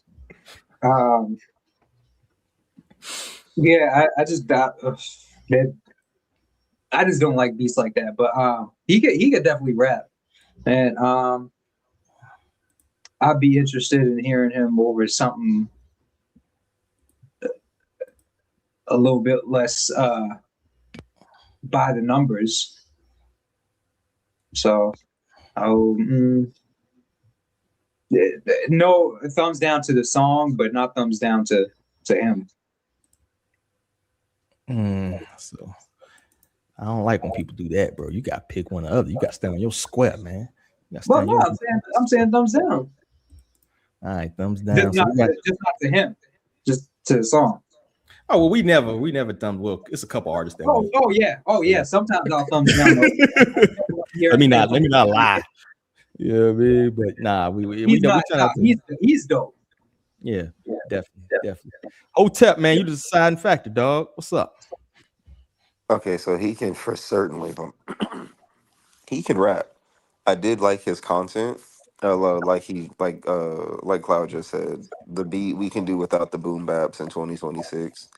But I take beats like that to tell me to listen to your words, so that's exactly what I did. And he can rap, so I'm a thumbs up him based on his rapping ability. When he caught that pocket, he stayed there. But on the other hand, once folks go simulation theory, it makes me check out. I check out every time. Like you had me and then you lost me with the whole simulation thing. You had me. Are we in the Matrix? So you got mostly thumbs up. No one knows what it means, but it's provocative. I will definitely listen to some more of this music, though, of his music. Well, he has a whole project just dropped, Sacred Geometry. Make sure y'all go to Bandcamp, and actually I'll pull it up as we speak. If you're out there in the comment section and you're out there listening, I know we took a little while longer than I thought to get to this segment, but I'll send out the clip it up, send it to you. But there you go, right there. That's his Bandcamp pulled up. I really couldn't find him on IG. I can ask him if he got IG, but make sure y'all check it out. You know, we got the digital album to support artists. If you like what you hear, actually just check out the whole project, see what you like. If that beat doesn't particularly, resonate with you, or if that particular song, he does have other projects. He also produces as well. So he's not just a one-trick pony. He does a lot of shit. So salute to multi-talented people. But he had a lot of... He made that beat. I said, I'm going to feel fucked up if he made that beat. I think he did, bro. I ain't even going to lie to you.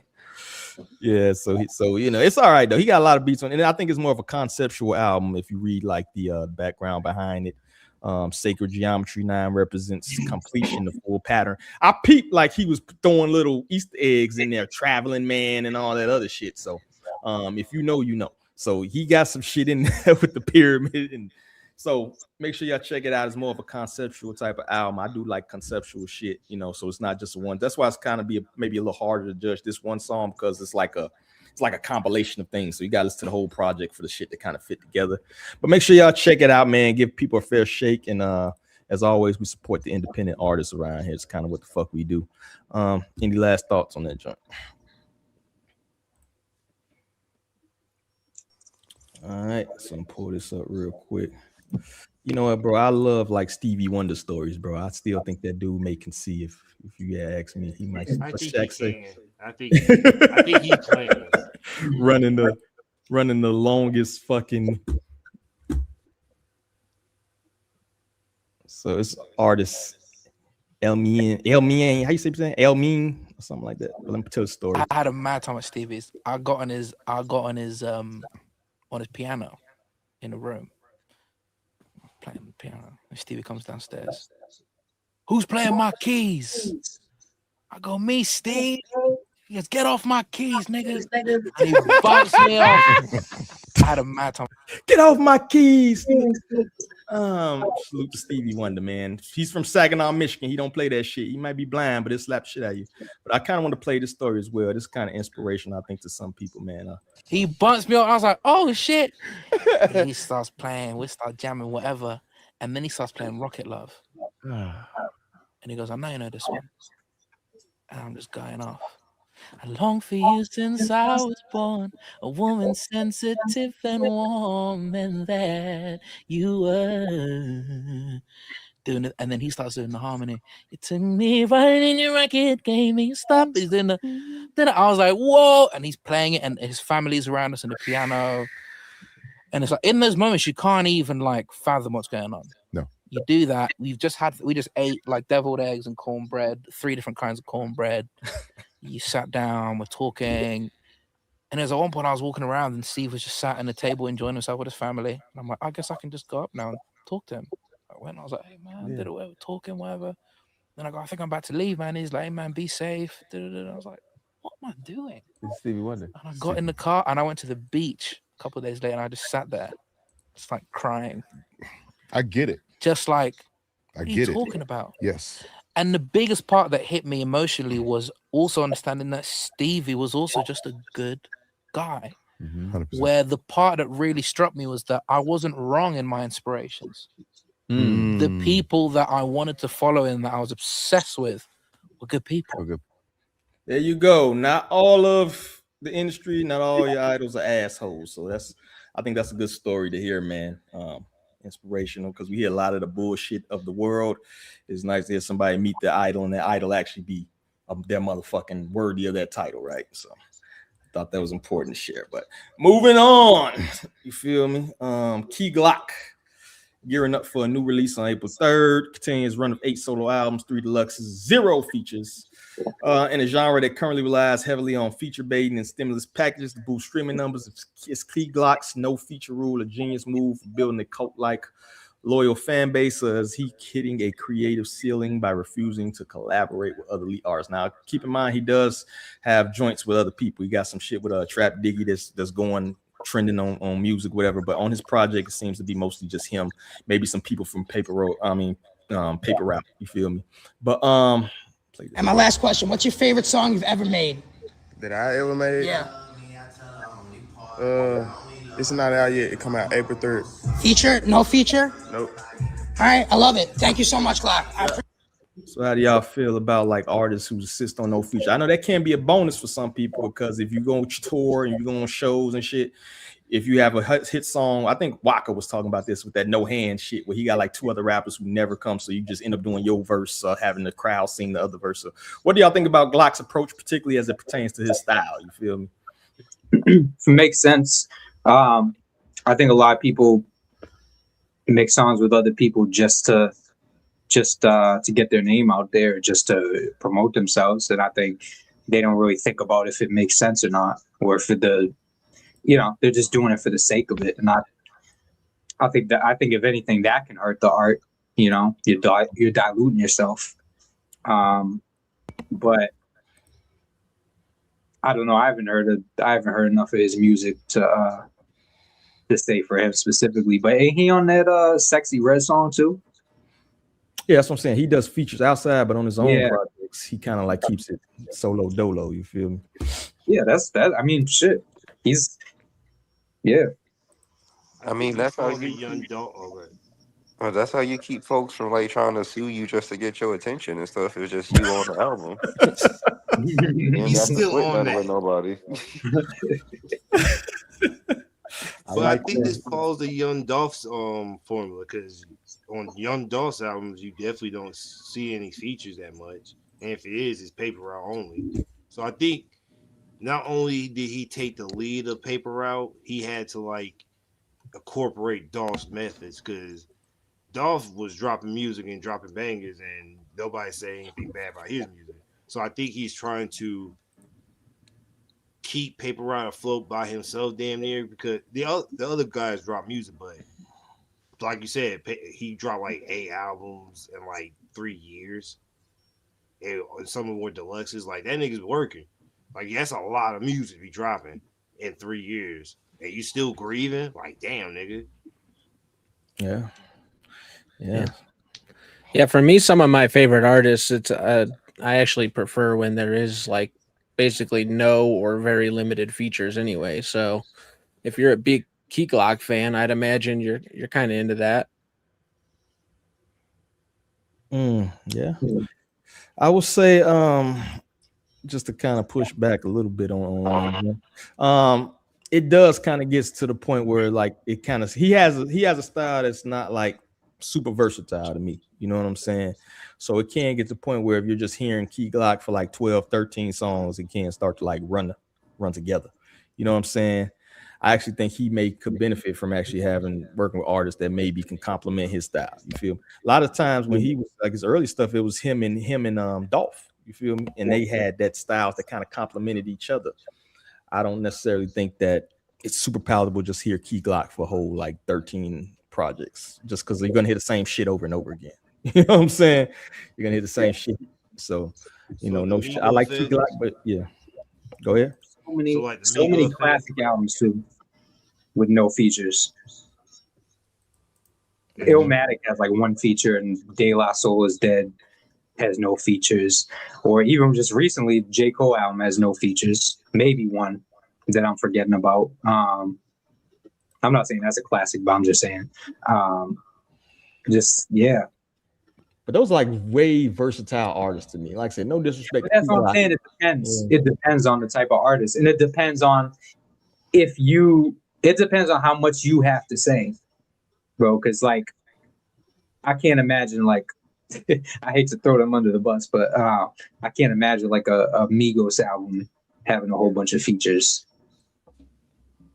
Because you already got 3 people. Yeah, I think if done right, you can do it, but it just depends on the artist. Like you said, I agree with you, Cloud. In general, though, I think maybe even throwing more of them paper route cats on it. You feel me? Might help. I don't think they get enough for the shine too, because they got a roster over there. They got a lot of cats over there. I don't necessarily think getting they shine like they should outside of like local regional shit. You feel me? So that is true. Yeah, like I mean, artists. You do reviews like me, right? And there's nothing worse than when you're reviewing an artist and an album that's good, and the features start bringing tracks and the level down. No, you know what I mean? So, like for Key Glock, like if he's, and I don't know, but if he's thinking like, oh, let me get Sexy Red on the album, it's like, nah, man, I think actually you are better off having no features, dog. Hey, and then you just go feature with her. Hey, yeah, or the weak carriers. Yeah, or the weak carriers. Yeah, it could go either way. I've heard some features that elevate the album too. You feel me? So it just depends on who picks. But yeah, that's part of my criteria. Like the first thing I do, and I've heard quite a few albums recently where it's like no features. Where I'm like, yo, I kind of wanted this. Some people like elevate themselves when they go against somebody, particularly if you. And I know you got some artists in this fucking chat, right? When you in the booth with a motherfucker, you hear somebody else's verse, they send a verse back to you on some shit. Sometimes you be like, what? All right, I gotta kill this shit now, motherfucker. Right?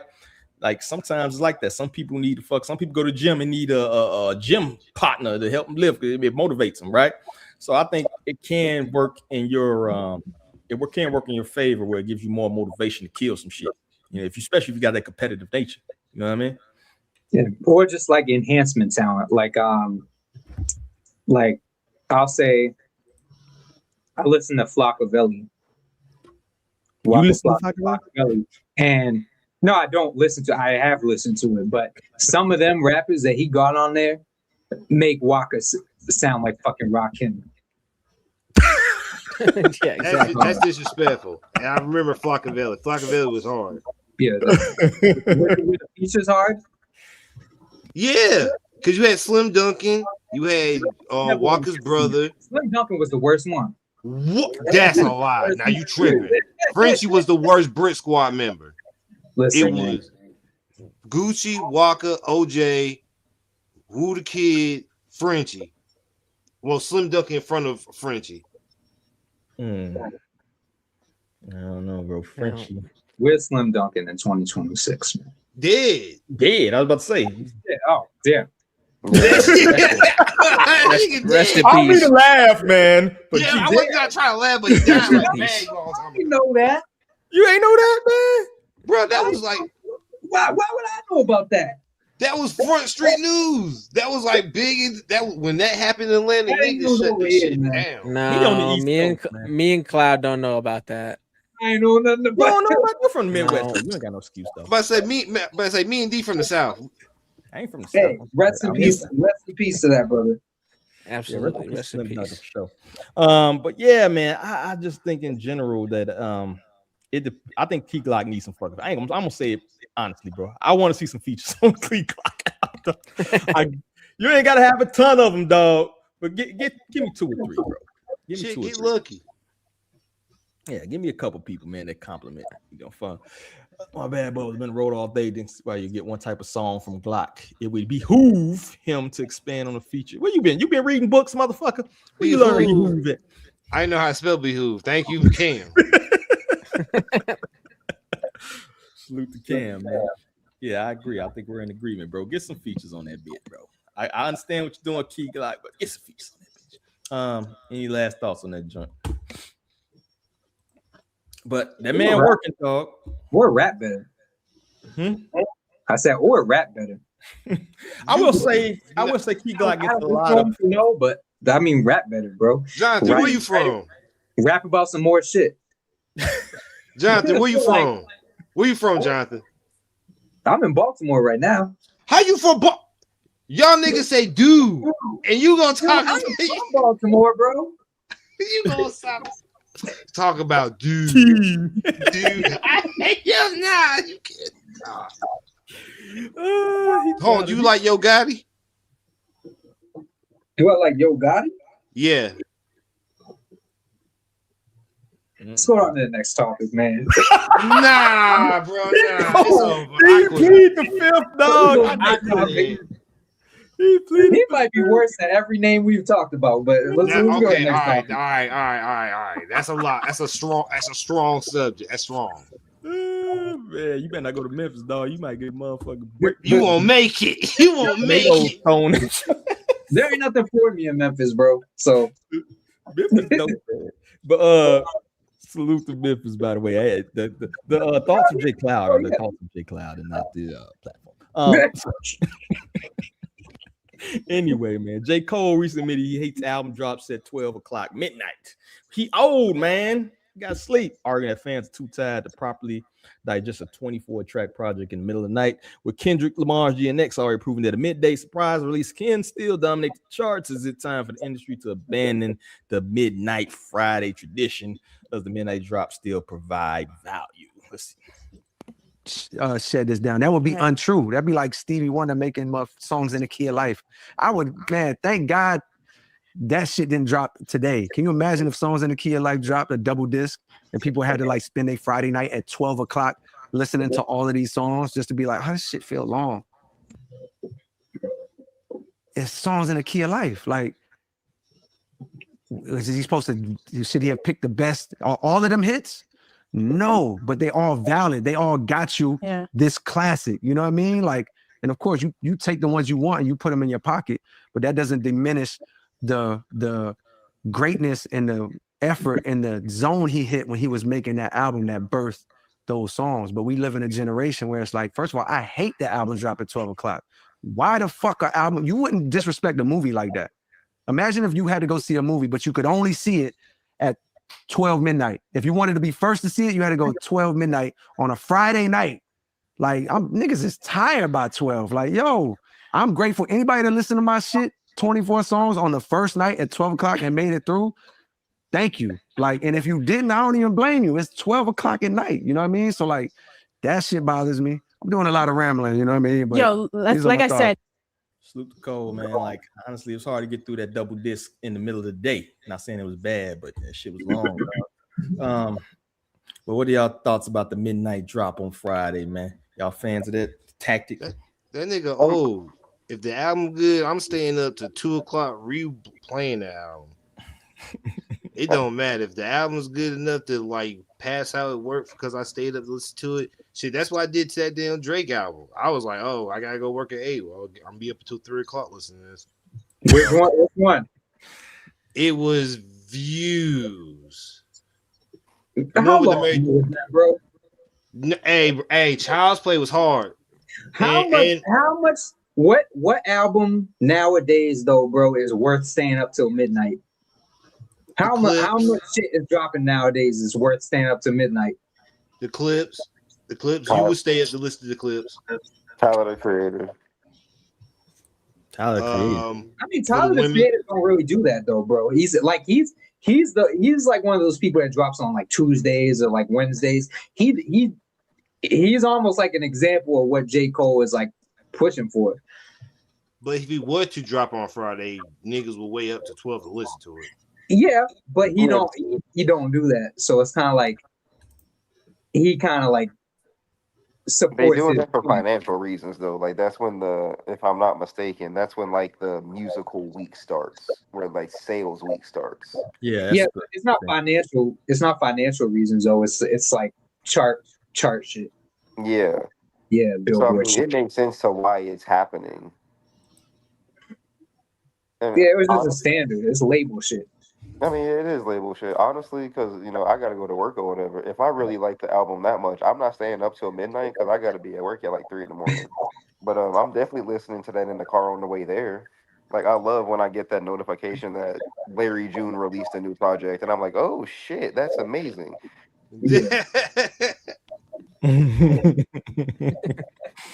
Yeah, I feel you. Honestly, you can listen to whatever the fuck you. It's like the rush to be first, though. Like, is there still this need to be first for everything? Unless you're like one of these people that like trying to be the first to critique some shit or whatever. You know what I'm saying? I ain't gonna throw no shade. I know you. I know what y'all thinking. I ain't gonna do it. But unless you're in a rush to be one of these first to review something or something like that, who really gives a fuck? I'll listen to it in the morning when I wake up. You feel me? Yeah, but that's the dope shit about direct to consumer now, because it's like people could just upload their album and put it out 3 in the afternoon. Yeah. Or 8 at night. Listen before you go to sleep. So that's like one of the doper things. I do think it takes away that moment. Oh, go ahead. If the album comes with merch, like, because midnight merch drops make a lot more sense to me than just an album. So if the album is coming with merch or something tangible that comes along with it, that also makes sense to me too. Do you think so, bro? Because not everybody's able to stay up. That's the thing. If you do a whole merch drop at like 6 p.m., everybody's awake at 6 p.m. Right, but if it's like a limited edition or like a merch drop, this ain't for everybody. Everybody not gonna get this limited edition T-shirt or this limited edition vinyl. If you want it that bad, then you got to stay up till midnight. It depends though. If it's that, or if you want everybody to be able to get it. So it depends, yeah. I will say, like, somebody made a point, like, with these TV shows that we can binge now and shit. Like, it takes away that moment where everybody's watching it. Like, that's why the Super Bowl is still a big thing, right? Because everybody's still watching. Even if you don't like football, like big boxing events, everybody's tuned in at one time, right? Music kind of used to be like that. If you drop, everybody's in line at Best Buy trying to pop the disc in, be the first to listen to it or whatever, prior to this first to review or first to do anything type of shit, right? So everybody was trying to get to the store, buy the disc, you listen to it, you go to school on fucking Monday, talk about it or whatever, right? I do think we kind of missed those moments, you feel me, with those like surprise drops and shit like that. It takes away that everybody's involved type of shit, you feel me? I do kind of miss that. Everybody's Beyonce. Going out, motherfucking music was fire. You going out in motherfucking wintertime to buy motherfucking somebody's CD or some shit, pay $10-$20. So yeah, we don't get that no more. But yeah, I agree. I just think, like I said, it's a numbers thing. It really is a nothing burger to me, because like I said, you just listen to the shit in the morning, bro. That's what I do. Yeah. So whatever. What we got last? Our last topics right here is the industry saturation, a legitimate hurdle for music producers, or is just a convenient excuse for those who haven't mastered their craft. So let me pull up this particular tweet. And luckily, we got a producer sitting right here who could motherfucking chime in and shit. Yo, Hotep at? He drop out. He always made it. Hotep, you only had like 9-10 minutes, dog. As a music producer, if you're scared that the industry is too saturated, just take it like you're not good enough with your skill. Yes, the industry is saturated, but there can never be another P Prime or how the fuck you say it? Isaac. How the fuck you say his name, bro? I ain't even gonna try to fuck that up. There are producers then, and there are producers, capital producers. So basically saying it doesn't matter how saturated the market is. If you got it like that, you got it like that. What do you think about that, man? Is the market too saturated? I know people say this about like a lot of things too, like podcasts. Every rapper has a podcast. I've seen that and shit like that. Does talent naturally rises above the market saturation? It depends, because if you can overcome the storms, then yeah, you can make some. Now, there's producers, then there's producers.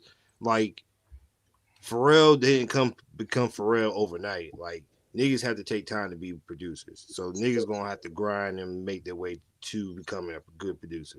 But niggas is just wilding and just like trying to I don't know. I feel like niggas just need to take their time and not worry about other people. Like when did it become like so iffy to be like, oh, I gotta worry about it. This guy's gonna be a producer. Nigga, worry about yourself.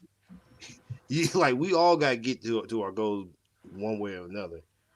So I don't know. I just feel like not anybody can be a producer, but I think you have to have the passion and have the time to up your craft. I got you. I agree. Real quick, man. Shout out to he got shout out to the homie. He says Citero. I thought I said that, bro. Unless you hear me say it, that's a tough one. So we reviewed him earlier, reviewed his track earlier, man. He says he appreciate the feedback. I'm definitely an OG, still on my boom bap shit. Then make that beat. Me and homies are still on boom bap shit. Definitely concept album, went a little deep. Pause. Yeah, I agree, dog. I agree. So I tell him check the whole thing out. But he didn't make the beat, Cloud, so you can't. Yeah, I didn't say not me. I didn't say to get off the throwing him under the bus. Yeah, I didn't say to get off of the boom bap shit because I fuck with boom bap. I just didn't like that beat. So yeah, you can rap though. But on the topic, well, speaking of Pharrell, because you brought up Pharrell, and that's gonna kind of go into my point. But Pharrell had Teddy Riley. Pharrell wasn't doing a whole bunch of he didn't do the grassroots grind and all that shit. Like he went to Teddy Riley's studio before he had anything. But he was still with that. You still have to learn. Like Teddy Riley can't hold your hand. I'm saying that. I'm just saying he didn't really have to. Yeah, that is a cheat code. That's a cheat code. Yeah, but you have to grind, but you got to know people, bro. That's just how it is. As a producer, your whole career, and that's why I'm glad I'm not just a producer. But as a producer, your whole career is built off of the backs of other people. It's about building with other people. So it's if you're not building with nobody, or you just building with your homeboys got to be insanely talented, and they got to know people. So it's all about connection when you're a producer. And if you're not connected, then it's you're not really going to go anywhere. That's the reality of it. No matter how good your shit is. That's true. Facts. That's like everything in life, dog. Is about who you know to a certain extent. Talent can only take you so far. You know what I'm saying? If you don't have the connections, not building with anybody, everybody has to. I think that's a lost art too, is just kind of sitting with somebody, interning, you feel me, to a certain extent, learning what they do. You know what I mean? That system. Kanye had to sit down with no ID and shit like that, right? A lot of people think they can just jump off the bat, do everything, and not have that input for somebody else that's done it for a minute. You feel me? That shit does make you better. You know what I mean? Yeah. So, I agree with that, definitely. But talent ain't everything, dog. Talent ain't everything. Make sure you have that work ethic as well. So I think that's the bigger thing out of all of this is keep fucking working, dog. A lot of those producers are the producers they are because they kept working. They kept working. It wasn't, even if they shit wasn't popping initially, they loved the art form. They loved the concept of getting better to a certain extent in what you do. And that's what separates people. You know what I mean? Yeah, well, I'm gonna say this: talent can get you through the door, but your work ethic is gonna keep you there. Mm-hmm. Big old facts, bro. So take that, that knowledge drop message. Any last thoughts on that joint, man? All right, we're gonna get ready to get up out here, but of course, you know, rest in peace, Lord Sear, man. I know I used to listen to man, Furious and shit. We kind of missed that. It was a couple weeks ago, but definitely a legend in the game. Definitely somebody who put a lot of people on, man. I used to listen to his shit in the afternoon, like right before like Rude Jude came on and shit. I think he was actually wrote him and shit. So. Oh man. Yeah. Oh man. So salute to them. Huh? This shit fucked me up. Yeah. And he was young. He was a young dude, man. You feel me? So I hate to see a lot of our younger legends and shit, you know, pass away and stuff like that, you know. But yeah, I make sure we take care of that. Huh? How old was he? 1973, dog. So what's that? 53? Damn. 1953, 52, because he turned 53 this year.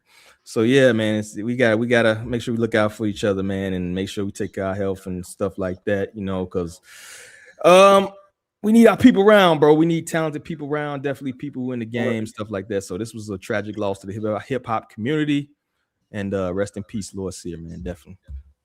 All right, but before we get out of here, definitely we have to acknowledge the unsung people out here. So we got our segment called Under the Algorithm, where we highlight any artists we've been listening to. If y'all want to put the audience, we got 102 people tuning in right now. More got a few people on YouTube. Yeah, y'all not just watching on X, man. Appreciate y'all. But if you got an artist you listen to that you think the people should check out, make sure y'all drop the name, dog. Maybe the particular project you want them to check out.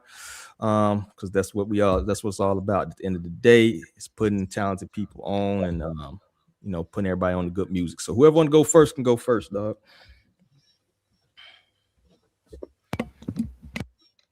Yeah, I'll go first. Sorry. No, go ahead, Dale. So he's actually from your neck of the woods, D.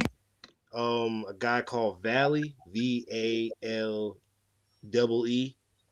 He was signed to give me. Yeah. What, y'all don't like listen to? Nah, Valley hard. He got some shit with what's the fucking name? The singer dude. Ballet? I got a record with him. Yeah, he had some shit on my gym playlist, dog. He got some shit. Yeah. But like, yeah, he's dope. I like all his music. He's like, I found out he did that song with Pusha T, and I was like, oh shit, that shit's hard. Yeah. So like, he's dope. Yeah, he definitely dope. So Valley, you got a particular project you want to check out for him, or just check him out in general? Yeah, just check him out in general, because like I think he has an Elevator Music album, and like I was hesitant, but it was still hitting. So like, if you like Elevator Music, that's probably up your alley. Womp Womp. That's the shit he had with Jeremiah. That shit was on my gym. Yeah. I remember. Salute to Valley. I'm surprised you found that one. Look at you. You digging Hey, in. nah. Valley hard, bro. Me and my man's I found him when we were in Atlanta, and I was like, yo, this shit hard as fuck. Because he had that song with Zero. Like, yeah, I fuck with him.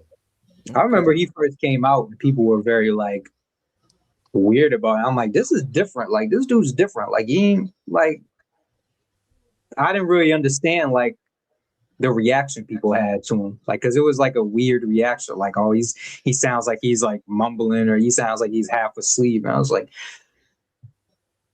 I mean, but V's raps like he's half sleeping. I like V's. Yeah, I think he's dope. So yeah, it's kind of more like Kenny Mason, more like to me than fucking like the sleep shit. But yeah, he's dope. Next, who else you got? All right, I'll go. The song is 94 West off the project I-94. It's just a 2-song EP from the Curator Harmony Quality, which is the 17th Cypher. This has got a bunch of artists on it: Rufus Sims, Panamera P, I Am God and Water, produced by Big Ghost. And yeah, just like a dope, quick 2-track EP. One's from dudes from Chicago. The other track is dudes from Detroit. So that's a good project. Check that out. The 17th Cypher's got a lot of dope projects they put out. Man, I think Obi trying to run for like mayor of Chicago or some shit. You trying to replace I mean, that Johnson dude or some shit. He always bigging up Chicago artists, man. I don't even know if Harmony is from Chicago, to be fair. So it don't matter. They is you gonna find. Hey, Mayor Kenobi Town. Real, you're gonna get jumped in. You're gonna be a vice lord by the end of the year. Shit. Right. Who else, man? Who next, You dog? listen to Chris Crack. If you fuck with Chicago shit, you fuck with Chris Crack. I haven't heard too much. Only a couple features, to be fair. So he has 2 albums with Vic Spencer. Yeah. They were a group at one point, but yeah. But yeah, I'll go next. Yeah, he's not really new to me, and he's not new in general by any means, but I've been listening to a lot of Bronze Nazareth. And I would definitely recommend it if you like Wu-Tang shit, because he's kind of like, he picked up where I would say RZA left off at a certain point, where people will say like RZA started doing like the keyboard shit and like stop fucking with samples. Bronze kind of like took that sample shit and like elevated it, and he's very like, a lot of his shit sounds like Cuban links, like Iron Man RZA. So I would very much like recommend Bronze Nazareth if you like prime RZA.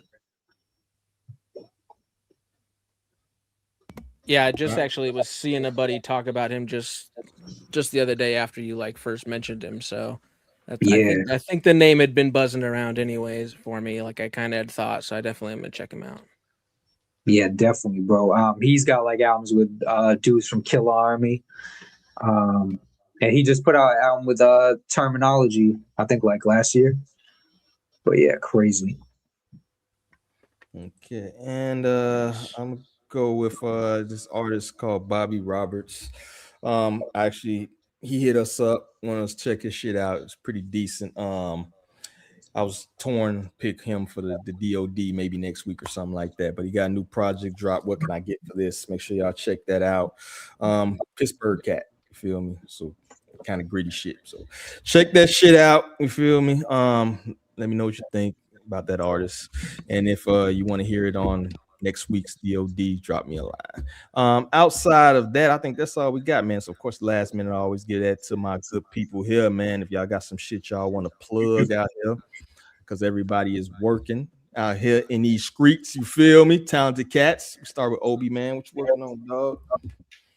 Oh, just lots of reviews. I'm excited about this next indie spotlight that's coming for April. Yeah, April. So yeah, just keep an eye out for that. I'm excited for that indie spotlight to drop, and just lots of content. Trying to just catch up with requests. Honestly, is really what it's just a constant battle at this point, which is a good thing. Not complaining. Oh, you cursed out again. You gonna get us cursed out, Obi? You gonna have people talking shit on my post again? Oh, no. Like I'm trying to no. That was a one odd situation. So we're all good. It's all good, man. Hey, man, if you ain't got haters, you ain't popping, dog. So take it easy. Appreciate you, Obi. J Cloud, what you working on, homie? I got an interview dropping Monday with my homegirl Lex. And yeah, we talked about a whole bunch of shit, like just like where I started, like how I started to make music, what I'm working on right now. Just asked about the Chance shit. Just a whole bunch of, just a good, cool interview. It's my first on-camera joint. And then I got something like dropping after that on April 1st. April Fool's Day? Yeah, Are you being funny or you actually being serious? Listen, man, that's the type of shit I do. Like, I to drop an album on fucking April 1st. So, yeah, I said that in the interview that I did, but I just kind of like wanted to drop it out of nowhere. But yeah, there you go. We getting the April Fool's album, maybe. Yeah. What's the name of the platform, dog, that you the interview on? I forget off the top of the head, but I'm a post it and all that. So yeah, just make sure you shoot the link, man, so we can plug that shit for you, dog. Oh, for sure. And appreciate you coming through, man. Take your working your hands off, homie. Dale, what you got going on, man? So I just finished the video for Chainsaw Man, and I just literally just finished it before the call. What the fuck is a Chainsaw Man, dog? See, I was going to send it to you and Obi, but it's too weird to start. I had to send y'all some normal shit before I seen the weird shit. Didn't it end? Yeah, it ended badly. Now I gotta binge it. Now I gotta binge it because you know what you're talking about? I don't know that shit. See, it's gonna be weird. It's weird. It's weird. And it, like, if I, because this thing called STD Devil, so it's like it's a lot. See, I have to ease you into the show before I just give you exactly. Exactly. I would not start us off with whatever that one is. See, I told you. I just told you. I gotta give you the normal shit before I give you the weird stuff. So it has to like equal up. But Steel Ball Run. Say again. You fuck with Steel Ball Run? Oh, nigga, I wanted to buy a horse so I can ride the horse to the neighborhood. You've been saying a lot. Don't you ever talk about me, man? Because you be saying something. No, bro. If I had the money for a horse, I'd be like fucking Napoleon in that. Just in the air like this. Like, nigga, what? Bro, I read Steel Ball Run. I'm so hyped that shit came out. It's like ridiculous. But I'm also working on the Jack Harlow album review, which I ain't gonna lie to you. Pre-pause. That white man could blow. Ain't no pause on that. Yo, bro. That is bro. That is I understand why niggas hate. I understand why niggas was mad. If he didn't say I was the music made me blacker, this album be a 10 out of 10. I swear to God. That nigga spit. That nigga, D'Angelo spitting on this album. What? See, now it's white sugar. It's white sugar. It's white sugar. That loves it. That's so funny. It's white sugar. The album. That's like Splendor. But it's still white sugar. Yeah. But it's bro, I ain't gonna lie to you. I'm gonna play this around the hose. This is that Western Road Views type of I ain't gonna lie to you. You get that shit a 10, dog. That might go depending on like, bro, I was 4 songs in and I was like, where is the fault? Where is the fault? He crooning, man. It's too much crooning, dog. It's not. But niggas been wanting a crooning R&B album. He's just white. If he want white, niggas will be going crazy. I mean, I don't think he can sing though. See, but it's not about the singing. I just want to croon to you. Fuck me up about it. Yeah, fucking frosty mini wheats ass fucking. Nah, bro. Play This Winter, nigga. Got me in a chokehold. Pause. That's how good this song is. That's how good this nigga album is, bro. This white man is killing it. I'm glad it's a Black History Month. I'm so glad it's not Black History Month. But that, I ain't gonna lie to you. Jack Harlow made me a fan with this one. Listen, I mean, me too, kind of. Yeah, so I think you should write for Jamiroquai. Oh my God! Jamiroquai is a better singer than him. He like is, 65, but no, I would like that. I like Jack's voice. I'll stand up. Dell left, so I'll stand up for that. He had to leave. He had to leave. He had to get out of it. Yeah. Oh man, that's fucked up because I had a question for him too, but that's all right. Yeah, he had booty. We got HOV for you, Dale, whenever you hear it or listen to it. But what you yeah, working on, dude? Man, you see what the fuck I'm working on. This shit. That's it, man. I appreciate y'all coming through. We got 104 people tuning in right now, man. Y'all should have got that shit up to 200. I'm disappointed in y'all, but make sure y'all share this shit. Make sure y'all tell people to tune in, and make sure y'all support all of the artists that we try to highlight, man. Make sure y'all check out the brother Citero. God damn it. Make sure y'all get the fuck out so it could be like an even number. Even 100. Go to 100. But we appreciate everybody for tuning in. Went off the rails toward the end, but it's all good, man. And no, Jack Harlow, 6 out of 10, dog. You listen to that shit, Cloud. What's your 10 number? I get up out here. I gotta hear it. What's my score on it? Yeah, what's your score? Yeah, so we got a 10 out of 10, a 6 out of 10, and a 7.5 out of 10.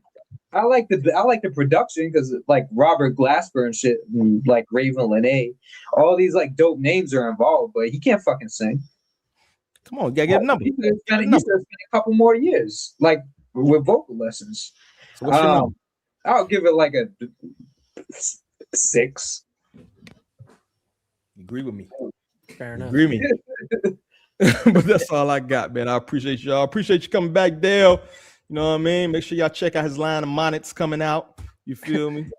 Dale, I went to school with a guy that's on One Piece. I don't know if you've seen this live show. I don't know anything about One Piece, but I didn't know that until recently. Who?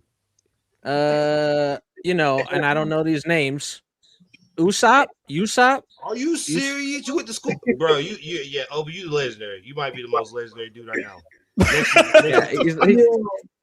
Next to Cloud, but Cloud, Cloud. I meant to say that Pink Panthers mix you made was fire. Oh, thank you, man. Like I ain't gonna like that shit was hard. I was like, yo, this shit is fire as fuck. Salute to Dale, man. Positive vibes, man. It's always great when you roll through, man. We be missing the episodes you ain't here, brother. All right. Make sure you get a day shift or some shit so your ass can come through more often, man. We appreciate I got busy life, man. I got busy life. So that's all I got, man. On behalf of everybody, behalf of the staff, behalf of everybody tuning in, man, behalf of my people in the background working, whoever putting in work back there. We appreciate y'all, man. We're gonna keep rolling, bro. So that's all I got. Peace out.